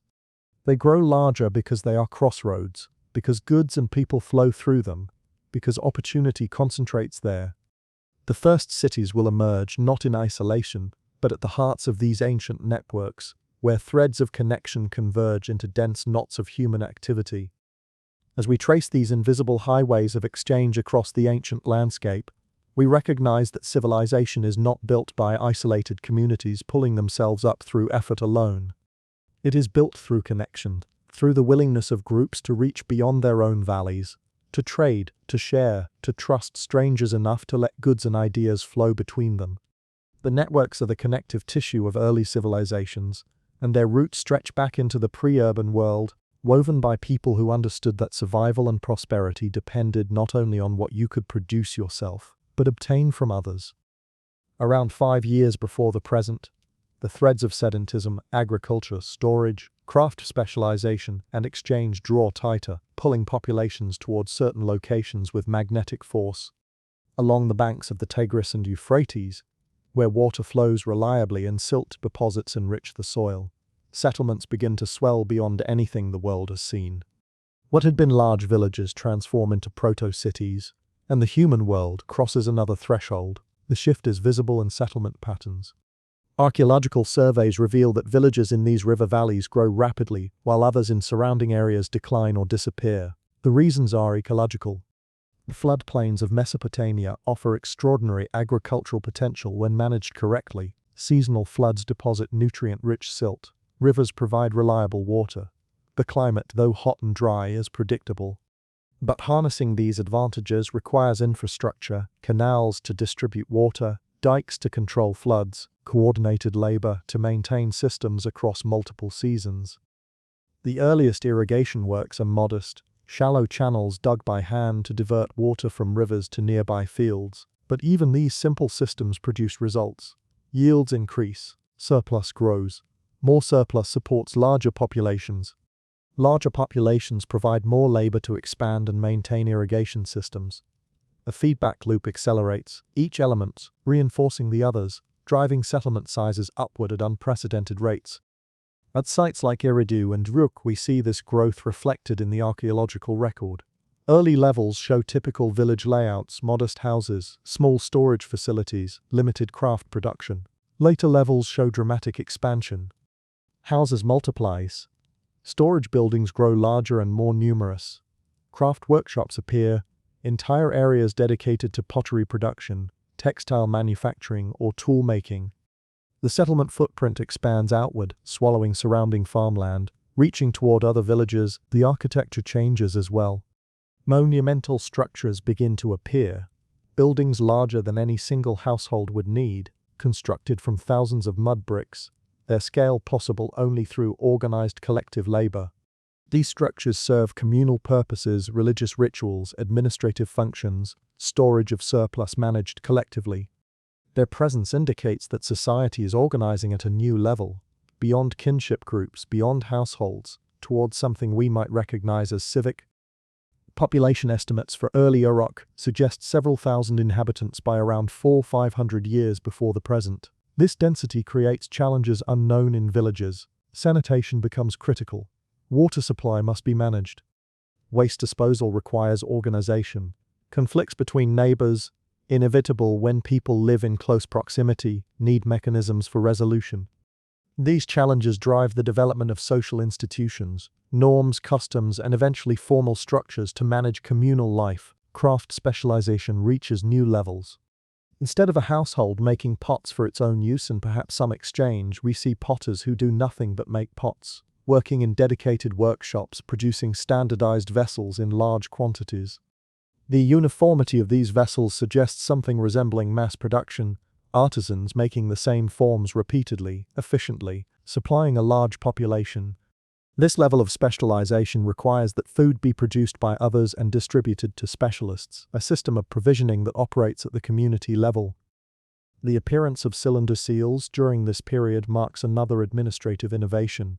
These small carved stones, rolled across wet clay, leave distinctive impressions used to seal containers or mark ownership.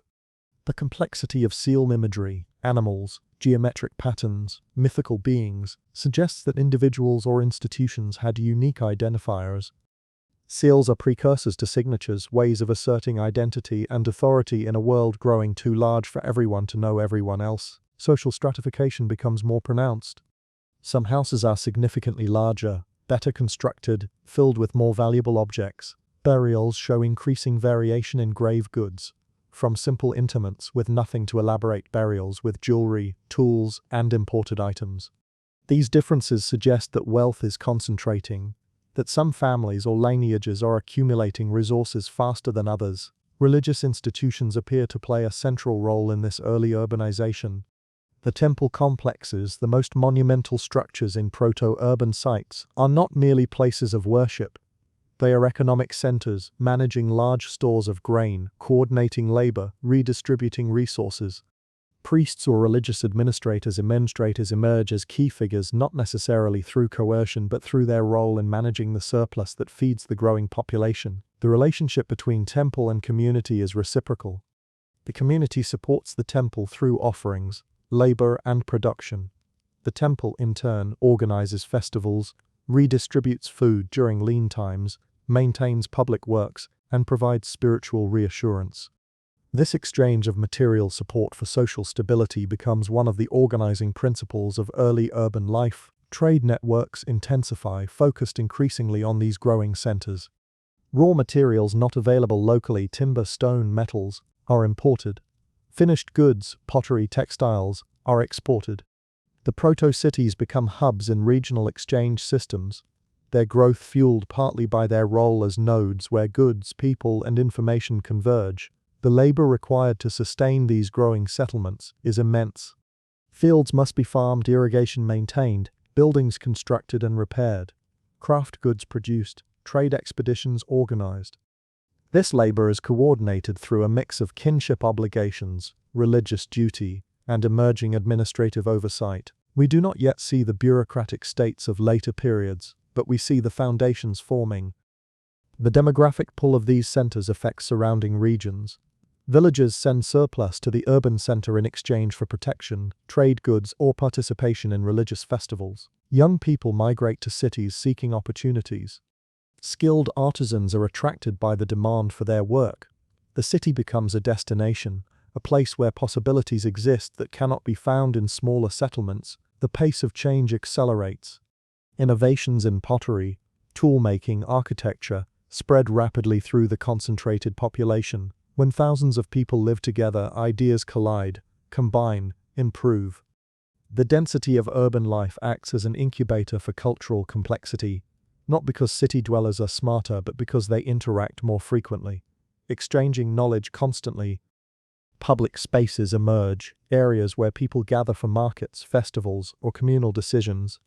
These spaces are not yet formal plazas with paved surfaces, but they are recognizable in the archaeological record through the density of foot traffic, the wear on the ground, the concentration of debris from gatherings.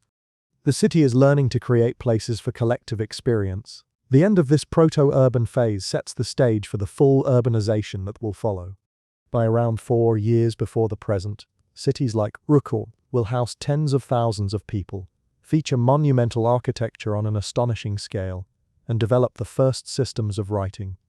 But those later achievements rest on foundations laid during the proto-urban phase, when settlements first crossed the threshold from large village to small city, when irrigation created reliable surplus, when craft specialization matured, and when populations discovered that living densely, despite its challenges, offered advantages that outweighed the costs. Around 500 years before the present, in the river cities of southern Mesopotamia that have swelled to unprecedented size, a quiet revolution begins. It starts not with grand pronouncements or philosophical breakthroughs, but with a practical problem. How do you keep track of thousands of jars of grain moving through temple storehouses?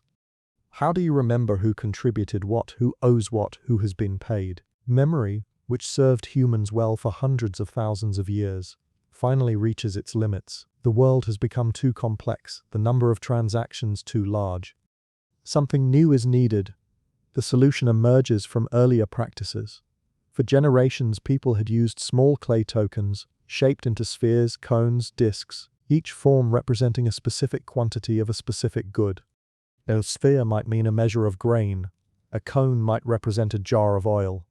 These tokens traveled with goods, acting as a kind of physical receipt. When a shipment arrived, the tokens confirmed the quantity.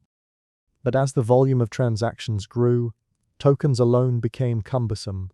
Someone invented the practice of enclosing tokens in clay envelopes, sealing them so they could not be tampered with. The problem was that to verify the contents, you had to break the seal. So another innovation followed, pressing the tokens into the surface of the envelope before sealing them inside, leaving impressions that matched the tokens within. Now the exterior told you what was inside, without breaking the seal. This small step, impressing the token on the envelope surface, was the crucial insight. If the impression conveyed all necessary information, the tokens inside became redundant. Why not simply press the impressions directly onto a clay tablet and dispense with the envelope entirely? This shift from token to impression, from three-dimensional object to two-dimensional mark, is the birth of writing. The earliest tablets, dating to around 400 years before the present, are records of goods. Rows of impressed marks, each representing a quantity and a commodity. These are not literature, they are accounting, lists of deliveries. The marks are still pictographic, stylized images of the things they represent, but they are becoming standardized, simplified to the most essential features so they can be made quickly and consistently. The reed stylus replaces the token as the primary tool, its triangular tip pressed into soft clay. The shift from drawing symbols to impressing them speeds up the writing process and allows for more complex combinations. Scribes develop a repertoire of marks, each with a specific meaning, combining them to create more nuanced records. This early writing system is limited in scope. It records transactions, not thoughts. It tracks goods, not stories. But it solves an immediate problem. It stabilizes memory. When a shipment of barley is recorded on a tablet, that record persists even if the person who received it dies or disputes arise about the quantity. The tablet becomes an external memory, trustworthy because it does not forget or distort. The social implications are profound. Writing creates accountability. If your contributions to the temple are recorded, there is a permanent trace of your obligations and your fulfillment of them. If rations are distributed and recorded, workers can verify they received what was promised. Trust, which in smaller communities is maintained through personal relationships, is now mediated through written records. Writing also enables administration at scale. A city of 10,000 people generates thousands of transactions daily. No single person can track them all mentally, but written records can be consulted, checked, aggregated. Scribes emerge as specialized functionaries, their role to maintain these records, to ensure that the flow of goods through the city. They are not yet powerful in the later sense of literate elites, but they are essential. The standardization of symbols allows different scribes to read each other's work. This interoperability means that records can be transferred between different parts of the administrative system, between temples, workshops, and storage facilities. Writing becomes a shared language of administration, binding the urban economy together through marks on clay. Over time, the system expands. Symbols develop that represent not just concrete objects but abstract concepts, numbers, measures, relationships. The writing system begins to encode more complex information, instructions for how to allocate resources, records of land ownership, lists of workers assigned to specific projects. The transition from pure accounting to more elaborate record-keeping is gradual, each innovation building on previous practices. Personal seals become integrated with writing. A tablet is not merely a record. It is a sealed document, stamped with the mark of the person or institution responsible for it. This combination of text and seal creates a system of authentication, a way to ensure that records are authoritative and tamper-resistant. The marks on clay become legally meaningful. Writing stabilizes ritual as well. Temple activities, which once relied on oral tradition to maintain consistency, can now be recorded. The proper offerings for a festival, the sequence of ritual actions, the hymns and prayers, all can be written down and preserved. This allows rituals to remain stable even as generations of priests succeed one another. Tradition becomes codified. The spread of writing beyond Mesopotamia takes centuries, but its invention in response to urban complexity marks a turning point. For the first time, human thought is no longer confined to the present moment and the fragile chain of oral transmission. It can be stored, retrieved, checked, and shared across time. The past becomes accessible in a new way, not through memory, but through documentation. The invention of writing does not create civilization, but it marks the moment when civilization becomes conscious of itself, able to remember its own decisions, its own history, its own accumulated knowledge. Before writing, each generation inherited wisdom through teaching and storytelling, always risking that knowledge would be lost or transformed in transmission. After writing, knowledge could be fixed, made permanent, consulted by people who never met the original author. The world changed not because humans became smarter, but because their collective memory expanded beyond the limits of individual minds. Yet we must pause here and look backward, tracing the long path that led to this moment. Writing appears around 300-400 years before the present, but our investigation began at 20, in the depths of the last glacial maximum.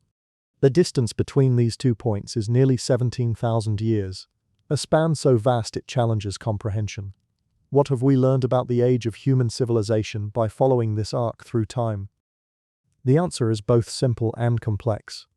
Civilization, if we define it as the capacity for symbolic thought, social cooperation, technological innovation, and cultural transmission, is at least as old as anatomically modern humans, stretching back not thousands but tens of thousands of years. The people living through the Ice Age possessed all the cognitive abilities we possess. They created art, developed complex tool technologies, maintained extensive social networks, and passed knowledge across generations with remarkable fidelity. What they lacked was not intelligence but opportunity. The environment during the glacial maximum constrained what was possible. Low temperatures, unpredictable rainfall, sparse vegetation, and scattered animal populations forced humans into small mobile groups focused entirely on survival.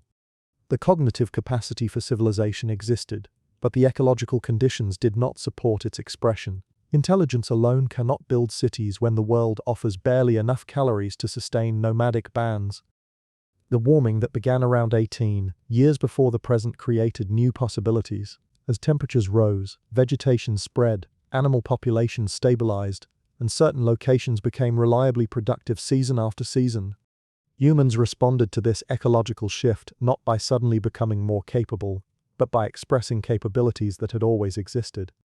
They began returning to favored places, experimenting with staying longer, investing labor in structures and storage systems that would have been pointless in a fully mobile existence. These early experiments with semi-sedentism, visible at sites like Ohalo 2 and Karen F. Orff, represent the first stirrings of what would become settled life. They were tentative, flexible, easily abandoned if conditions changed. But they established a pattern, a new relationship with place where certain locations acquired meaning beyond their immediate resources. The landscape ceased being merely backdrop and became partner, a presence that shaped human activity.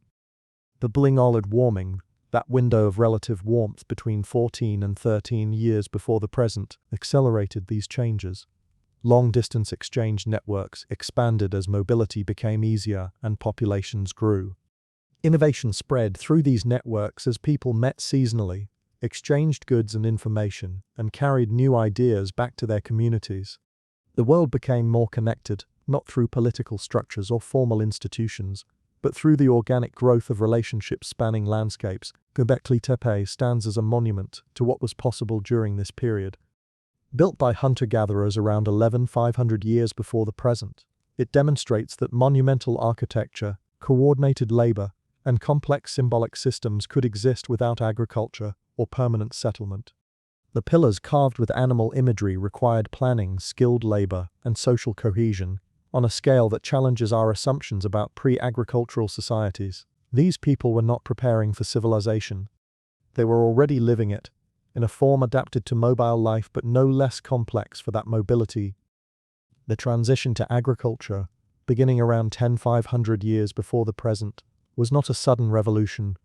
Wild cereals, harvested for thousands of years, began responding to human presence, their biology shifting in ways that made them more useful to people and more dependent on human cultivation. This co-evolution proceeded slowly, different regions adopting cultivation at different paces.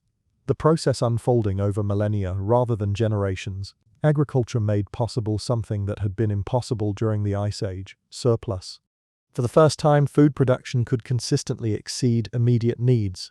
This surplus allowed populations to grow, settlements to expand, and individuals to specialize in activities other than food production. But surplus also introduced inequality. Those who controlled stored food gained influence. Those with access to better land accumulated more resources. Social differentiation emerged not through conquest but through the simple logic of accumulation in sedentary societies. The first villages, appearing between 10 and 9 years before the present, were experiments in living together at unprecedented density. Places like Catalhoyuk show humans learning to navigate the challenges of communal life, managing shared resources, negotiating boundaries, integrating the living and the dead into domestic space. These were not cities, but they were communities of a size and permanence that had never existed before, and they required new forms of social organization to function. Storage technology, seemingly mundane, transformed human society as profoundly as any innovation. Clay-lined pits and ceramic vessels allowed food to persist beyond harvest season, creating security, but also creating the possibility of differential accumulation. Some households stored more than others. Some could weather bad years. Some could host feasts, extending hospitality that created social obligations. Storage was the technology that made inequality possible, and once that possibility existed, it manifested across nearly every early agricultural society. Long-distance exchange networks, already present in the warming period, intensified with sedentism and agriculture. Obsidian shells, specialized stone tools, and pigments moved across hundreds of kilometers through chains of exchange that connected distant communities. These networks spread not only goods but ideas, technologies, and innovations. A ceramic technique developed in one valley could appear hundreds of kilometers away within a generation. Trade was not merely economic, it was social, cultural, and cognitive, expanding the mental horizons of participating communities. Proto-urbanization, the emergence of settlements housing thousands rather than hundreds, began around 5 years before the present in regions where irrigation agriculture created reliable surplus. The river valleys of Mesopotamia offered exceptional potential, but harnessing that potential required infrastructure, coordination, and collective effort. The settlements that grew into cities did so not because their inhabitants were uniquely gifted, but because their environment offered opportunities that, when seized, generated feedback loops driving further growth. The final threshold, the invention of writing around 300-400 years before the present, emerged from practical necessity. Urban administration required tracking transactions at a scale beyond human memory. The solution, marks on clay tablets, began as simple accounting but grew into a system capable of encoding complex information. Writing allowed civilization to remember itself, to maintain continuity across generations, to accumulate knowledge in external storage that did not depend on individual lives. So how old is human civilization really? If we measure civilization by its latest expression, cities and writing, then it is approximately 500 years old, dating to the earliest cities of Mesopotamia.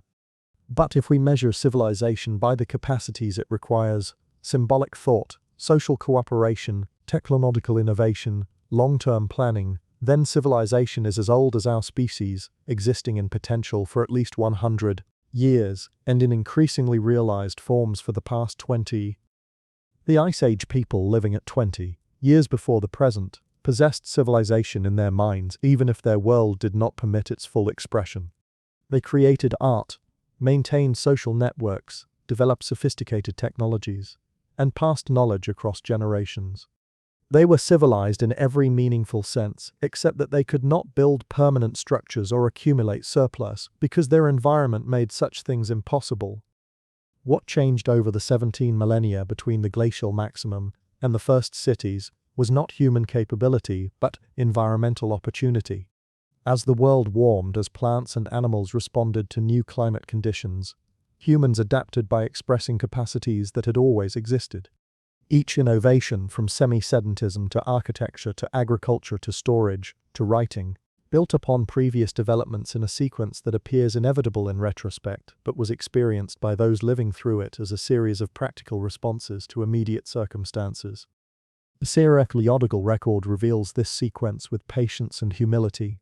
Stone tools, hearth layers, storage pits, architectural foundations, carved pillars, domesticated seeds, ceramic vessels, clay tablets, each artifact class tells part of the story.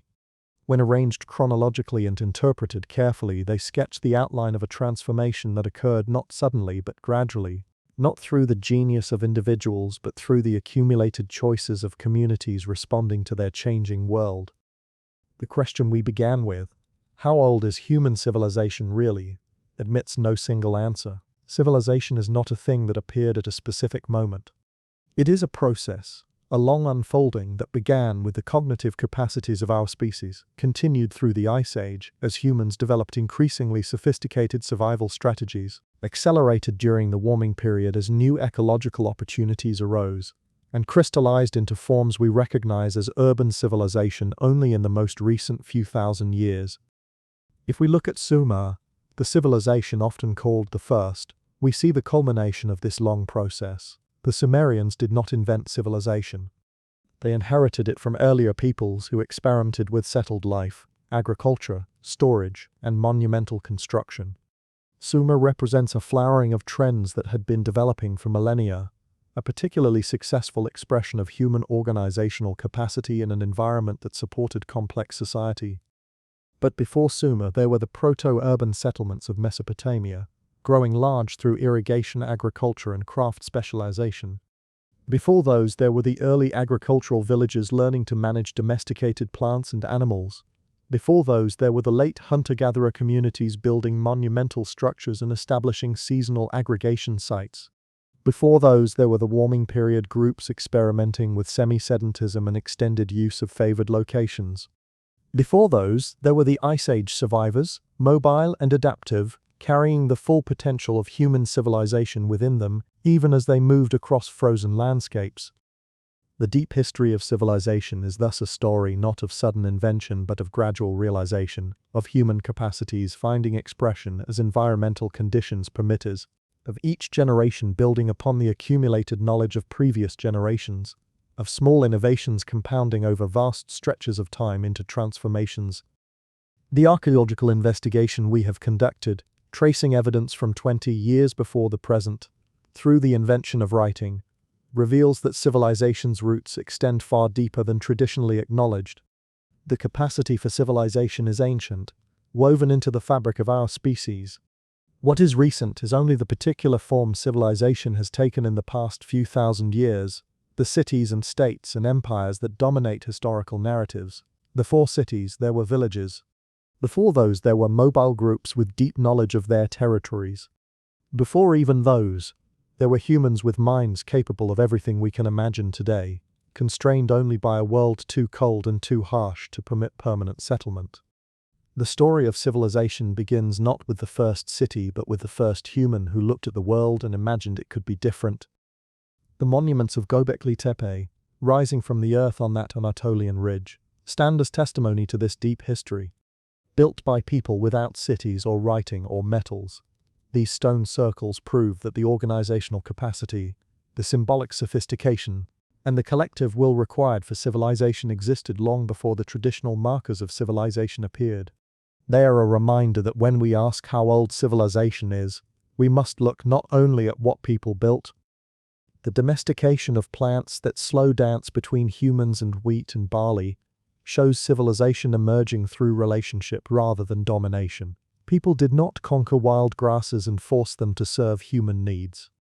Instead, through thousands of seasons of interaction, humans and plants shaped each other, each species adapting to the presence of the other, until neither could thrive without the partnership. Civilization, in this light, is not humanity rising above nature, but humanity becoming entangled with it in new ways. The first storage pits, those simple holes lined with clay, represent a cognitive revolution as significant as any technological innovation. When humans began storing food, they began living in extended time, planning for futures beyond immediate experience, creating security that allowed population growth and social complexity. These humble pits are the foundations upon which cities were built, the first steps toward a world where surplus could be managed, controlled, and transformed into power. The exchange networks threading across the ancient Near East, visible through obsidian and shells and exotic stones, reveal that early humans understood something essential: survival and prosperity depend on connection. Isolated communities are vulnerable. Connected communities, bound by trade and social relationships, can weather environmental challenges and benefit from innovations developed elsewhere. Civilization grows not from isolation but from networks, from the willingness to reach beyond one's own valley and engage with strangers. The proto-urban settlements of late prehistoric Mesopotamia, those sprawling communities of thousands packed along riverbanks, show humans learning to live at densities that created unprecedented challenges. Sanitation, water management, conflict resolution, resource distribution, all required new solutions. The fact that these settlements succeeded, that they grew rather than collapsing under their own weight, demonstrates remarkable social adaptability. Humans learned to organize themselves at scales that would have been unmanageable a few thousand years earlier. The invention of writing, that final piece in our investigation, emerged not as a cultural achievement pursued for its own sake, but as a practical solution to an administrative problem. This pragmatic origin is telling. Civilization advances not through grand visions but through people solving immediate challenges, their solutions accumulating over time into systems of extraordinary complexity. Writing was invented to track grain, but once invented, it became a tool for preserving law, recording history, composing literature, and transmitting knowledge across generations. Throughout this long arc from 20 years before the present to the emergence of written records, certain themes recur. Human adaptation to environmental change, the slow accumulation of innovations, the importance of social networks, the role of surplus in enabling complexity, the gradual emergence of inequality, and the persistent human drive to shape the world rather than merely inhabit it. These themes are the deep structure of civilization's development, patterns that appear again and again across different regions and time periods. The question of inevitability arises. Was this trajectory, from mobile Ice Age hunters to settled agricultural villages to proto-urban centers to full cities with writing, inevitable? Or could human societies have developed along different paths, creating forms of complexity that left lighter archaeological signatures or organized themselves? The evidence suggests both inevitability and contingency. Certain developments, like the shift to agriculture in regions with suitable plants, appear to have occurred independently in multiple locations, suggesting some processes are highly probable given the right conditions. But the specific forms taken, the particular ways societies organize themselves, show enormous variation, indicating that human choices shaped outcomes even within broader ecological constraints. The Younger Dryas, that cold snap between 12,800 and 11,700 years before the present. Just as communities were establishing semi-sedentary patterns and experimenting with plant management, climate snapped back to near-glacial conditions. Many experiments failed, sites were abandoned, groups returned to more mobile lifeways. Yet when warming resumed, the experiments began again, drawing on memory of what had worked before. The trajectory toward complexity was interrupted but not ended, suggesting both the fragility and resilience of early civilizations.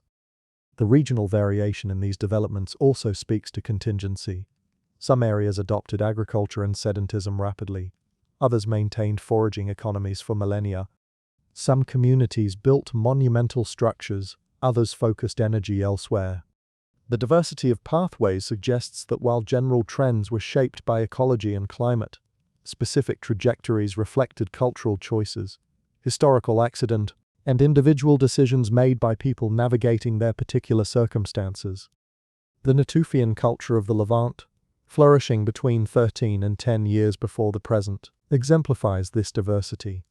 They built substantial structures, established cemeteries, suggesting strong ties to place, and intensively harvested wild cereals, yet they remained foragers for thousands of years, not transitioning to full agriculture until environmental changes made wild resources less reliable.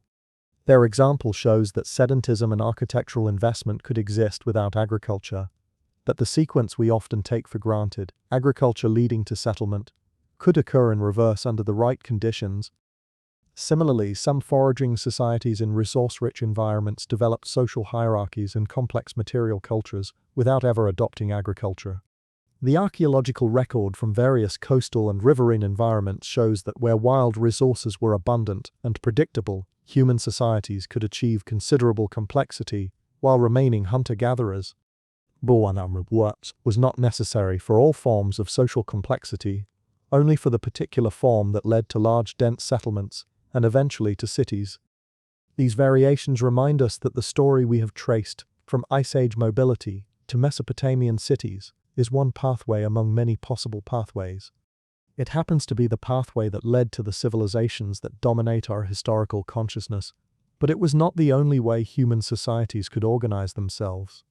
The deep investigation into human civilization before Sumer reveals not a single inevitable march towards cities and states, but a complex landscape of possibilities, most of which left fainter traces in the archaeological record. The evidence from 20 years before the present, those microliths and hearths and animal bones scattered across the frozen steppe, represents a human world organized entirely differently from our own. No borders, no property, no accumulated wealth, no written laws. Yet the people who left those traces were fully human, their minds capable of everything ours can conceive. They created beauty, maintained complex social relationships, solved technical problems, and passed knowledge to their children. Their world was not simpler in the cognitive sense. It was differently complex, its sophistication expressed in intimate knowledge of environment, in social networks spanning vast distances, in technologies adapted perfectly to harsh conditions. The warming period witnesses an explosion of creativity visible in the archaeological record through diversifying tool types, spreading art styles, and proliferating experiments with settlement and subsistence. This flowering occurred not because a genetic change suddenly made humans more creative, but because environmental change created space for creativity to express itself in new ways. When survival becomes less precarious, when time and energy exceed bare necessities, humans turn to elaboration, innovation, and expression. The capacity was always there, the opportunity was new. Göbekli Tepe's pillars, carved with foxes and snakes and abstract symbols, speak to symbolic systems we can only glimpse. The meanings embedded in those carvings are lost, the stories they told forgotten. But their existence proves that sophisticated symbolic thought, capable of creating shared narratives and encoding them in permanent form, existed at least 500 years ago. The cognitive gap between the people who carved those pillars and the people who would later invent writing is not a gap in capability, but simply a gap in time. The domestication process, whether of plants or animals, reveals humans as participants in evolutionary processes, shaping the biology of other species, even as those species shaped human society. This partnership, sometimes called co-evolution, demonstrates that civilization does not represent humanity separating itself from nature, but humanity engaging with nature in increasingly intensive and transformative ways. The wheat and barley growing in Neolithic fields were no longer wild plants, but neither were the humans tending them wild hunters. Both had changed, adapted to each other, become mutually dependent. The social changes accompanying agriculture, the emergence of property concepts, the rise of inequality, the intensification of labor, appear across multiple regions wherever farming became the primary subsistence mode. These patterns suggest that agricultural lifeways carry certain social implications, that the act of planting and harvesting and storing creates conditions favoring particular forms of social organization. Not all agricultural societies developed identically, but broad similarities appear that distinguish farming communities from foraging ones. The villages of the early agricultural period, between 10 and 7 years before the present, functioned as laboratories where humans experimented with living together in permanent communities. Many experiments succeeded. Some failed, visible in archaeological records as abandoned settlements or burnt layers suggesting conflict. The successful ones passed their organizational knowledge to successor communities, their architectural techniques, their methods for managing resources, their strategies for resolving disputes. Cultural evolution proceeded through this selective retention of successful practices. Storage, perhaps more than any other single innovation, made urban civilization possible. Without ability to store surplus, populations could not concentrate. Specialists could not devote themselves to crafts. Administrative systems could not devote. Religious institutions could not emerge. Storage allowed time itself to be redistributed, harvest seasons labor supporting people through seasons when no harvest occurred. This temporal redistribution is the foundation of all complex society, the mechanism that permits division of labor and social specialization. The exchange networks visible through obsidian and shells created a world more interconnected than often appreciated. A village in the Levant was not isolated. It participated in networks stretching hundreds of kilometers, networks that moved not only goods but people and ideas. A new pottery technique could travel from Anatolia to Mesopotamia in a generation. A changed ritual practice could spread across regions.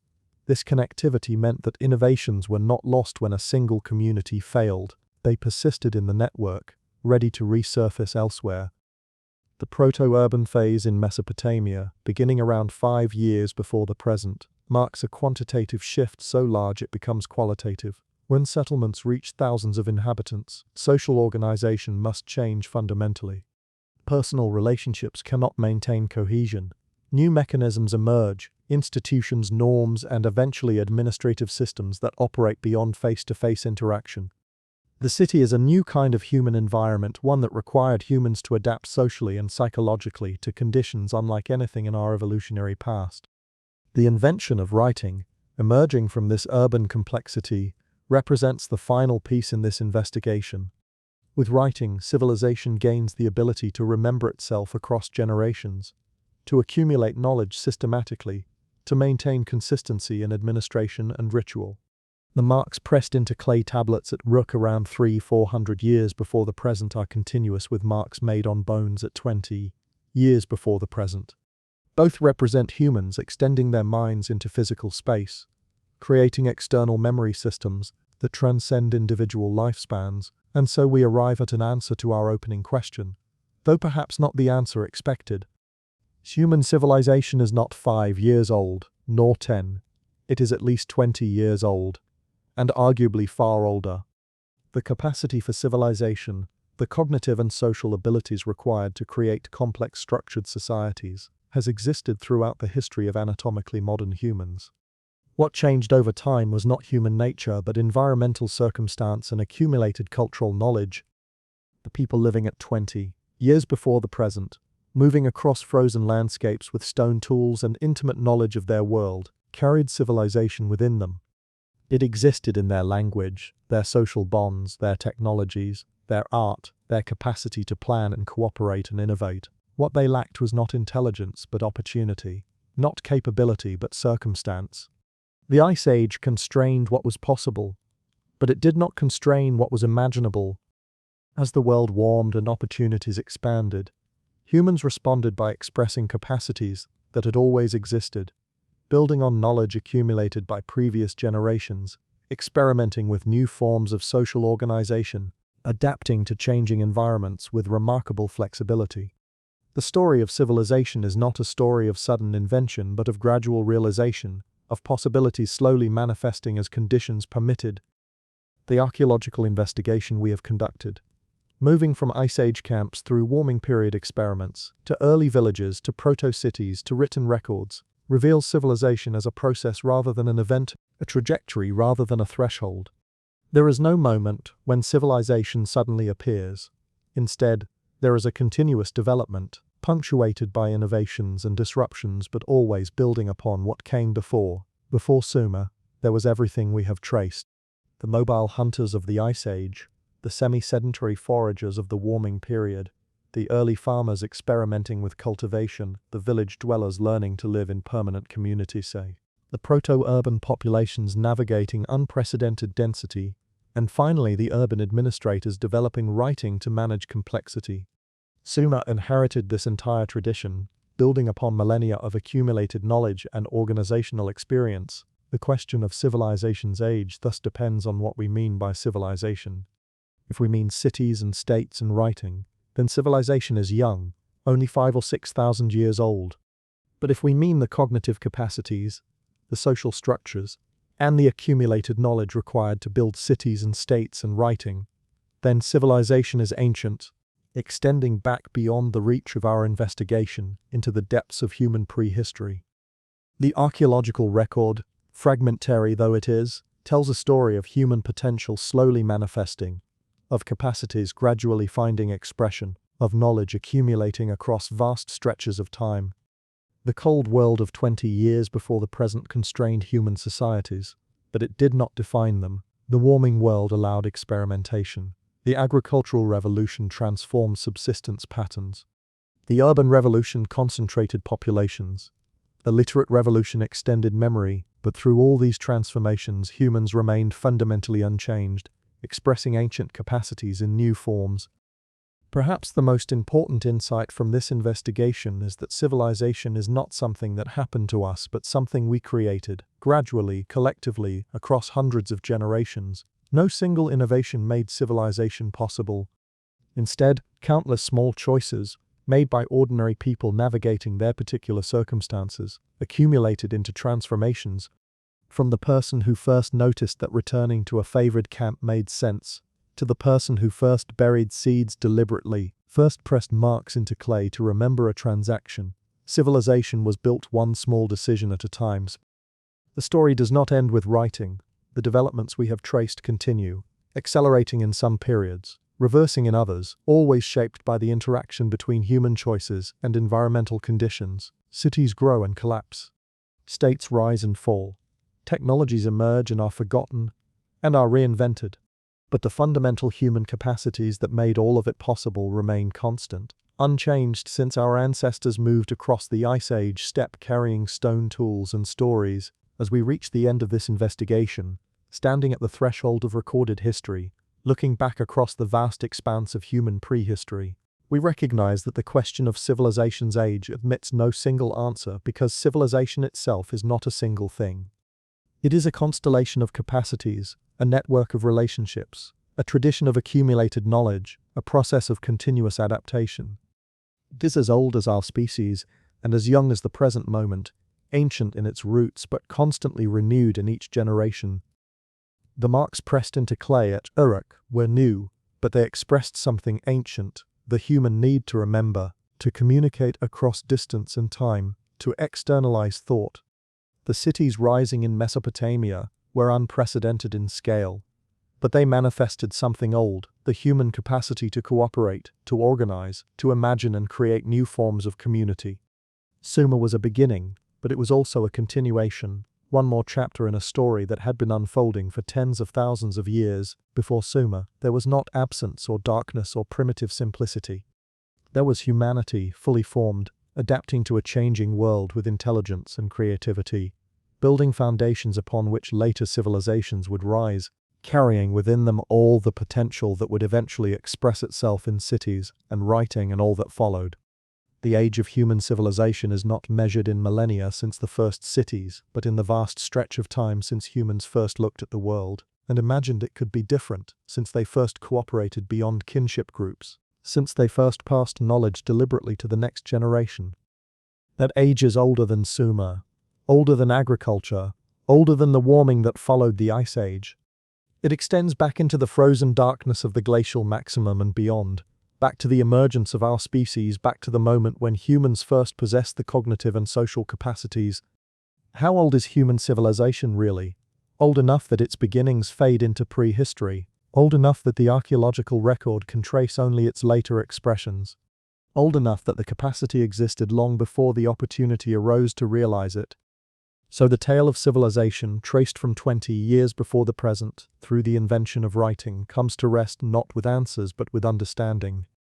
We understand now that civilization is not a recent innovation but an ancient process, not a sudden appearance but a gradual unfolding, not the product of genius individuals but the accumulated work of countless generations.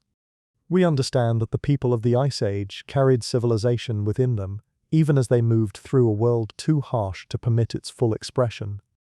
We understand that every village, every storage pit, every carved pillar, every planted field, every clay tablet is connected in a continuous tradition stretching across the vast expanse of human time. And with that understanding we can rest, knowing that the story of where we came from is richer and deeper than any simple narrative of sudden civilizing revolutions. Knowing that our ancestors were not primitives gradually becoming human, but were fully human from the beginning, expressing their humanity in forms adapted to their circumstances. Knowing that civilization is not something we achieved but something we have always been becoming, a process without clear beginning or foreseeable end, a journey that continues even now as we press our own marks into the world. The night deepens, and the questions that brought us to this investigation begin to settle. We sought to know how old human civilization really is, and archaeology has answered with patience and precision. Old enough that its roots disappear into the depths of human prehistory, old enough that we must respect the intelligence and capability of our distant ancestors. Old enough that we understand civilization not as an invention but as a realization of potential that existed long before the first cities rose above the rivers of Mesopotamia. The soft light of archaeological understanding illuminates corners of the past that once seemed impenetrably dark. When we began this investigation, standing at 20 years before the present, the world appeared barren of what we might recognize as civilization. Yet as we moved forward through time, layer by careful layer, what emerged was not the sudden appearance of complexity, but its gradual unveiling, like morning light spreading slowly across a landscape that was always there, waiting to be seen. There is a quietness to this realization that feels appropriate. The people who lived before Sumer left no written proclamations of their achievements. They carved no boastful inscriptions celebrating their innovations. They simply lived, adapted, experimented, and passed their knowledge forward. Their legacy exists not in monuments that proclaim greatness but in the foundations beneath every city, in the genetic code of every domesticated plant, in the accumulated techniques that made civilization possible. Consider what it means that humans at 20 years before the present were cognitively identical to us. Their brains processed information with the same neural architecture. They experienced emotions with the same neurochemical responses. They bonded with their children, mourned their dead, laughed at moments of joy, and felt the weight of responsibility to their communities. The archaeological record, sparse as it is for this period, still manages to convey humanity in forms that transcend the millennia separating us from them. A single microlith, that tiny blade of worked stone, represents hours of learning. Someone taught the person who made it. That teaching required patience, demonstration, correction, encouragement. The student watched hands move, observed angles and pressure, felt the resistance of stone, learned to read the grain and anticipate the fracture. This transmission of knowledge is invisible to archaeology except through the finished product, yet it is the essence of what makes us human. Culture persists because people choose to teach and learn, generation after generation, maintaining continuity even as innovation slowly transforms technique. The paintings and engravings from the Ice Age, found in caves scattered across Europe, speak to a symbolic sophistication that equals anything later periods achieved. Abstract patterns, animal forms rendered with anatomical precision, hand stencils, created by blowing pigment around splayed fingers, all demonstrate minds capable of representation, abstraction, and aesthetic judgment. These are not the first stirrings of symbolic thought. They are fully mature expressions of a capacity that must have existed for thousands of years before anyone thought to paint on cave walls. The social organization required for Ice Age survival, though it left few physical traces, must have been sophisticated. Coordinating hunts across large territories, maintaining knowledge of seasonal patterns, negotiating access to resources, resolving conflicts without formal institutions, all required subtle social intelligence. Anthropological studies of modern hunter-gatherers, while imperfect analogies, suggest that such societies possess complex social rules, intricate kinship systems, and nuanced understanding of reciprocity and obligation. There is no reason to believe Ice Age societies were less sophisticated in these invisible dimensions. The long pause of the Ice Age, those thousands of years when human societies remained mobile and populations stayed small, was not stagnation. It was adaptation to circumstances. The cognitive and social tools necessary for civilization were being refined, tested, passed forward. Language grew more complex. Technical knowledge accumulated. Social norms evolved. Memory techniques improved. All of this happened beneath the surface of the archaeological record, evident only in its effects, in the increasingly sophisticated tools, the expanding territories, the growing evidence of long-distance connections. When warming came, humans were ready. Not because they had been preparing for civilization, but because they possessed capabilities that could respond to new opportunities. The experiments with semi-sedentism did not require new cognitive abilities. They required only that environmental conditions permit what minds had always been capable of imagining. The decision to return to a favored location season after season was not revolutionary. It was practical, a reasonable response to increased resource predictability. The architecture that emerged during this transition period reveals humans thinking in new temporal scales. A structure that takes weeks to build only makes sense if you plan to use it for more than a few days. The investment of labor in construction implies confidence that return is worthwhile, that the location will continue to provide resources, that the effort will yield benefits across multiple seasons. This long-term thinking is not new to human minds, but it finds new expression when the environment supports it. The ritual dimensions of early architecture suggest that humans were also thinking about meaning, not merely function. When you bury your dead beneath the floor of your dwelling, you are making a statement about continuity, about the relationship between past and present, about the home as something more than shelter. These symbolic choices reveal minds grappling with abstract concepts like lineage, memory, and permanence. The cognitive capacity for such abstraction existed long before people built houses, but houses gave it new forms of expression. The monuments like Göbekli Tepe force us to reconsider simplistic narratives about civilization requiring agriculture. Here is monumental architecture, coordinated labor, sophisticated carving, all achieved by people who still hunted and gathered. The traditional sequence.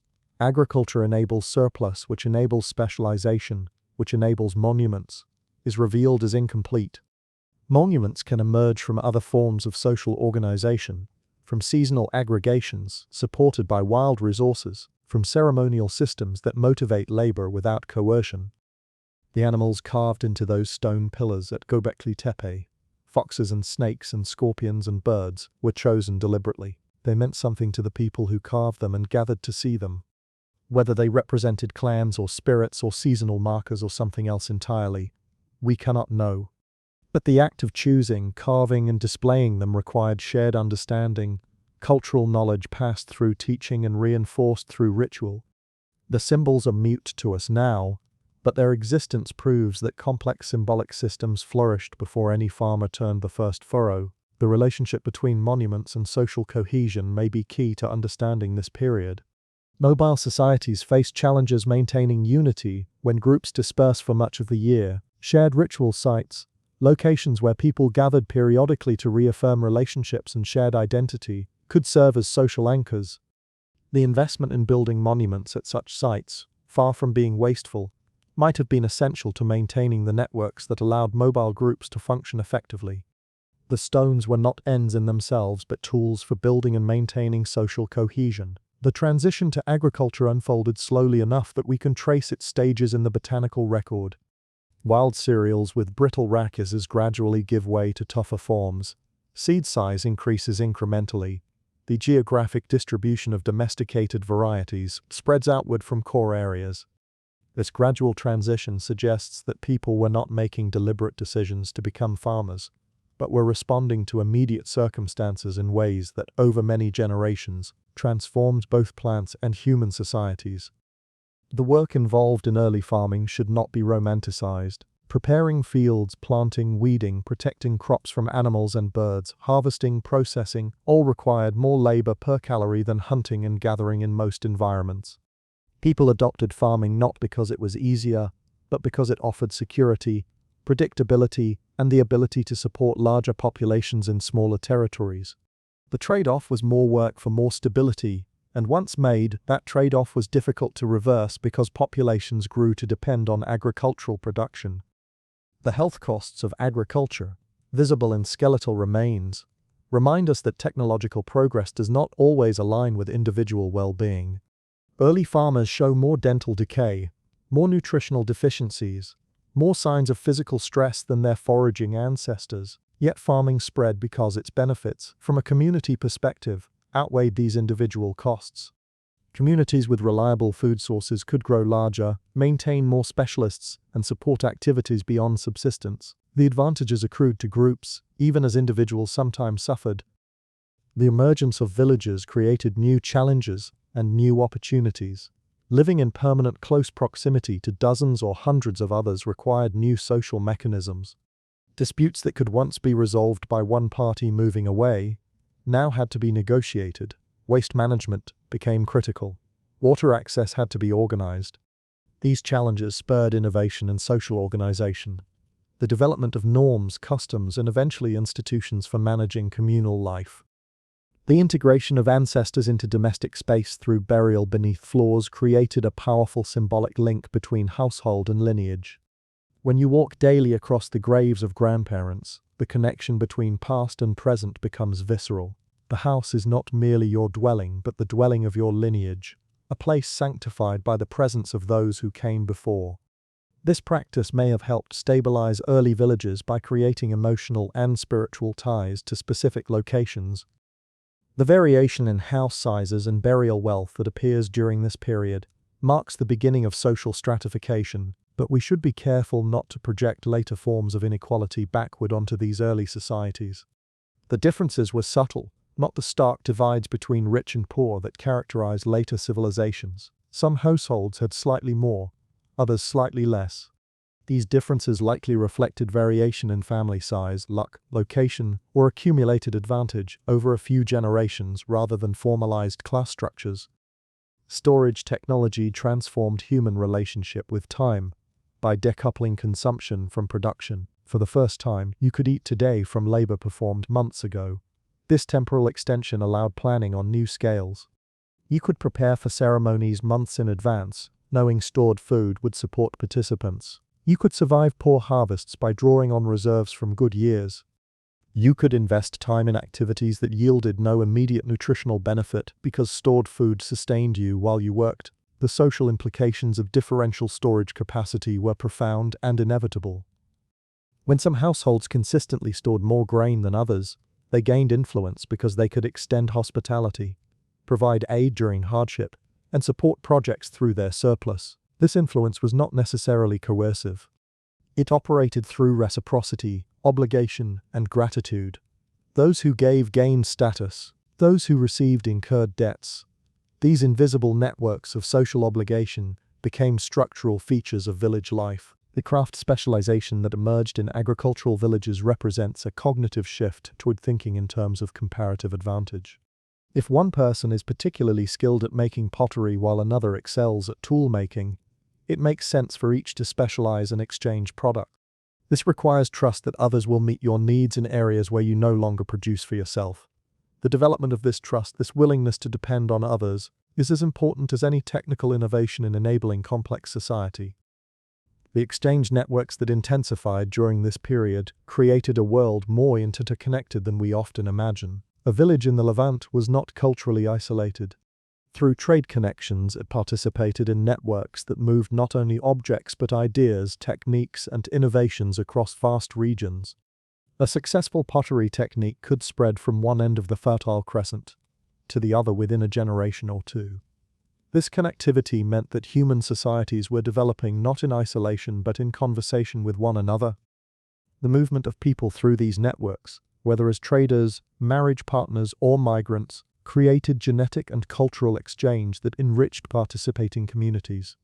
A person born in one valley might end their life hundreds of kilometers away, carrying with them knowledge of different techniques, different languages, different ways of organizing social life. This individual-level mobility created conditions for rapid cultural evolution as innovations spread through human networks, rather than having to be independently invented everywhere. The proto-urban centers that emerged in Mesopotamia around 5 years before the present represent a qualitative shift in settlement scale. When communities reach thousands of inhabitants, the social dynamics change fundamentally. You cannot know everyone personally. Reputation and kinship, which regulated behavior in smaller communities, become insufficient. New mechanisms for social coordination emerge, initially informal but gradually crystallizing into institutions. The irrigation systems that supported these early urban centers required coordination across multiple communities. Canals needed to be maintained.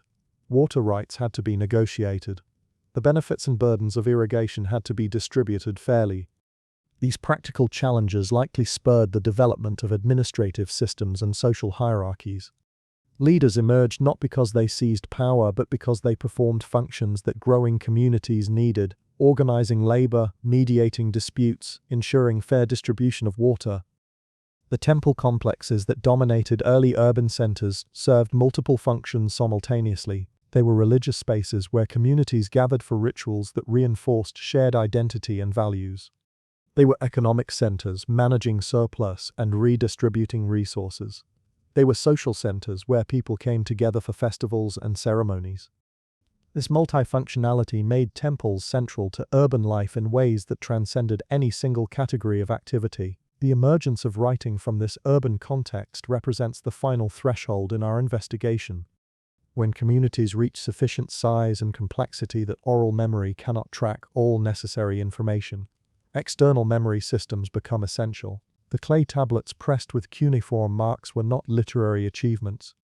They were practical solutions to bookkeeping challenges. But once humans possessed the ability to encode information in persistent form, the implications extended far beyond accounting. Writing allowed knowledge to accumulate across generations in ways oral tradition could not match. Technical manuals could preserve best practices. Legal codes could ensure consistent application of rules. Historical records could inform present decisions with past experience. Literature could explore human experience with depth and subtlety that oral performance, though sophisticated, struggled to maintain verbatim across centuries. Writing did not make humans smarter, but it made human societies capable of accumulating and organizing knowledge at scales previously impossible. The relationship between writing and power is complex. Initially, writing served administrative functions, tracking resources and labor, but as the technology developed, it became a tool for legitimating authority. Kings commissioned inscriptions celebrating their achievements. Priests recorded religious texts claiming divine sanction for social hierarchies. Laws were written down, giving them permanence and apparent objectivity. Writing could be used to control as well as to inform, to justify inequality, document it. Yet writing also created possibilities for resistance and alternative perspectives. Once knowledge could be recorded, it could be preserved outside official channels. Dissenting voices, though often suppressed, left traces in written records that oral tradition would have erased.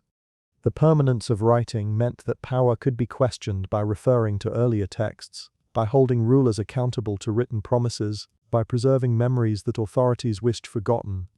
Writing was a tool that could serve various social functions depending on who controlled it and how it was used. The archaeology of writing reveals its humble origins in the impressed marks on clay tokens and bullae.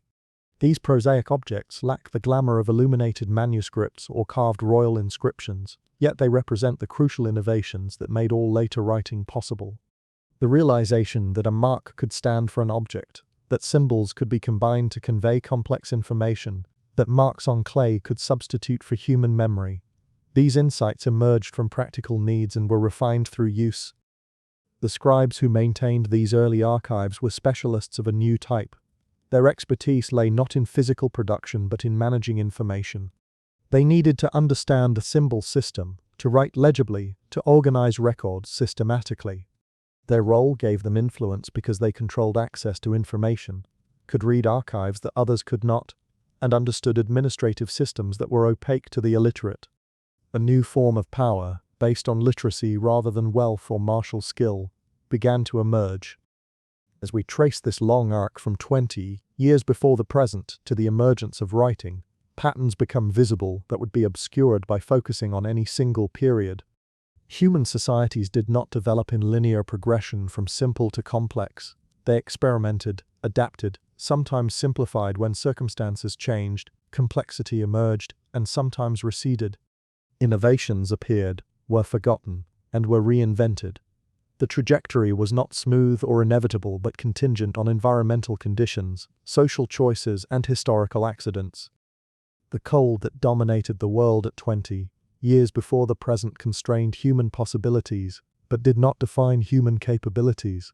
Those distant ancestors possessed minds capable of everything we can do. They created beauty, solved problems, maintained social relationships, and passed knowledge forward. What they could not do was accumulate surplus, concentrate populations, or build permanent structures because their environment made such things impractical. The potential existed, awaiting conditions that would allow its realization. The warming that began around 18 years before the present gradually created those conditions. Each step, semi-sedentism, architecture, cultivation, storage, was a response to new opportunities rather than a planned progression towards civilization. People made practical decisions about how to live in changing circumstances. Those decisions accumulated across generations into transformations that reshaped human societies fundamentally. The domestication of plants and animals represents partnership rather than conquest. Species adapted to each other, each changing in response to the other's presence. Wheat became dependent on human cultivation. Neither dominated, both transformed. This mutual transformation is the essence of domestication, and perhaps a metaphor for civilization itself, a process of mutual adaptation between humans and the environments they increasingly shape. The villages that emerged during the early agricultural period were not way stations on a road to cities, but legitimate forms of human community, adapted to their particular circumstances, and often remarkably successful on their own terms. They lasted for thousands of years, far longer than most cities have endured. Their relative egalitarianism, their integration of domestic and ritual space, their embedding of ancestors into daily life, all represent choices about how to organize society that differ from later urban forms but were not inferior to them. The inequality that emerged with storage and agriculture was not inevitable in some abstract sense, but was highly probable given the logic of sedentary agricultural life. When resources can be accumulated and when inheritance passes advantages to offspring, social differentiation will likely emerge unless communities actively work to prevent it. Some may have tried. The archaeological record hints at societies that maintained relative equality longer than others, perhaps through redistributive feasting, perhaps through social norms limiting accumulation, perhaps through mechanisms we can no longer detect. The exchange networks that connected early agricultural communities created a world where isolation was the exception rather than the norm. Ideas, objects, and people moved across regions, creating a kind of cultural ferment, where innovations could spread rapidly. This connectivity may explain why agriculture and its associated social transformations appeared relatively quickly across wide areas. Once the idea proved viable in one location, it spread through networks to regions where conditions were suitable. The proto-urban centers of late prehistoric Mesopotamia faced challenges that required new solutions. Managing thousands of people required organization beyond kinship. Supplying urban populations required coordination of agricultural production across wide areas. Maintaining social order required new mechanisms for conflict resolution and social integration. The solutions that emerged, temple-managed economies, early administrative systems, communal festivals, represented experiments in social organization that would be refined in subsequent millennia. The invention of writing emerged from this urban complexity as a practical necessity. The earliest tablets are mundane, lists and accounts and records, but they represent a conceptual breakthrough, as significant as any in human history. The realization that marks on clay could preserve information, could communicate across distance and time, could accumulate knowledge beyond individual memory, opened possibilities that would transform human societies in fundamental ways. Throughout this long journey from Ice Age camps to early cities with writing, one constant appears. Humans adapted to changing circumstances by expressing capabilities that had always existed. Each innovation built upon earlier foundations. Each generation received knowledge from the previous generation and passed it forward, sometimes unchanged, sometimes modified by innovation or adaptation. The story of civilization is the story of this transmission, this slow accumulation of knowledge and technique across countless generations. The question we began with, how old is human civilization really, has revealed itself to be more complex than it first appeared. If civilization means cities and writing, it is young. If it means the capacity for symbolic thought, social cooperation, and cultural transmission, it is as old as our species. If it means the accumulated knowledge and social organization necessary to build cities and writing, it developed gradually over tens of thousands of years. No single answer suffices because civilization itself is not a single thing but a constellation of capacities and expressions. The people of 20 years before the present were civilized in the most important sense. They were fully human, with minds capable of everything ours can do. They lived in societies with complex social rules, maintained through oral tradition and social pressure. They possessed technologies adapted beautifully to their circumstances. They created art, told stories, taught their children, and mourned their dead. What they lacked was not civilization but the specific environmental conditions that would allow civilization to take urban forms. As warming came and conditions changed, human societies responded by experimenting with new forms of organization. Not all experiments succeeded. Some dead ends appear in the archaeological record.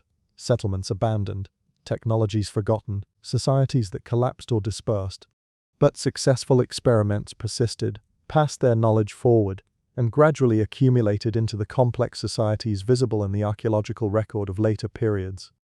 The trajectory from mobile Ice Age bands to sedentary agricultural villages to proto-urban centers to full cities with writing represents not increasing human capability, but increasing expression of existing capabilities.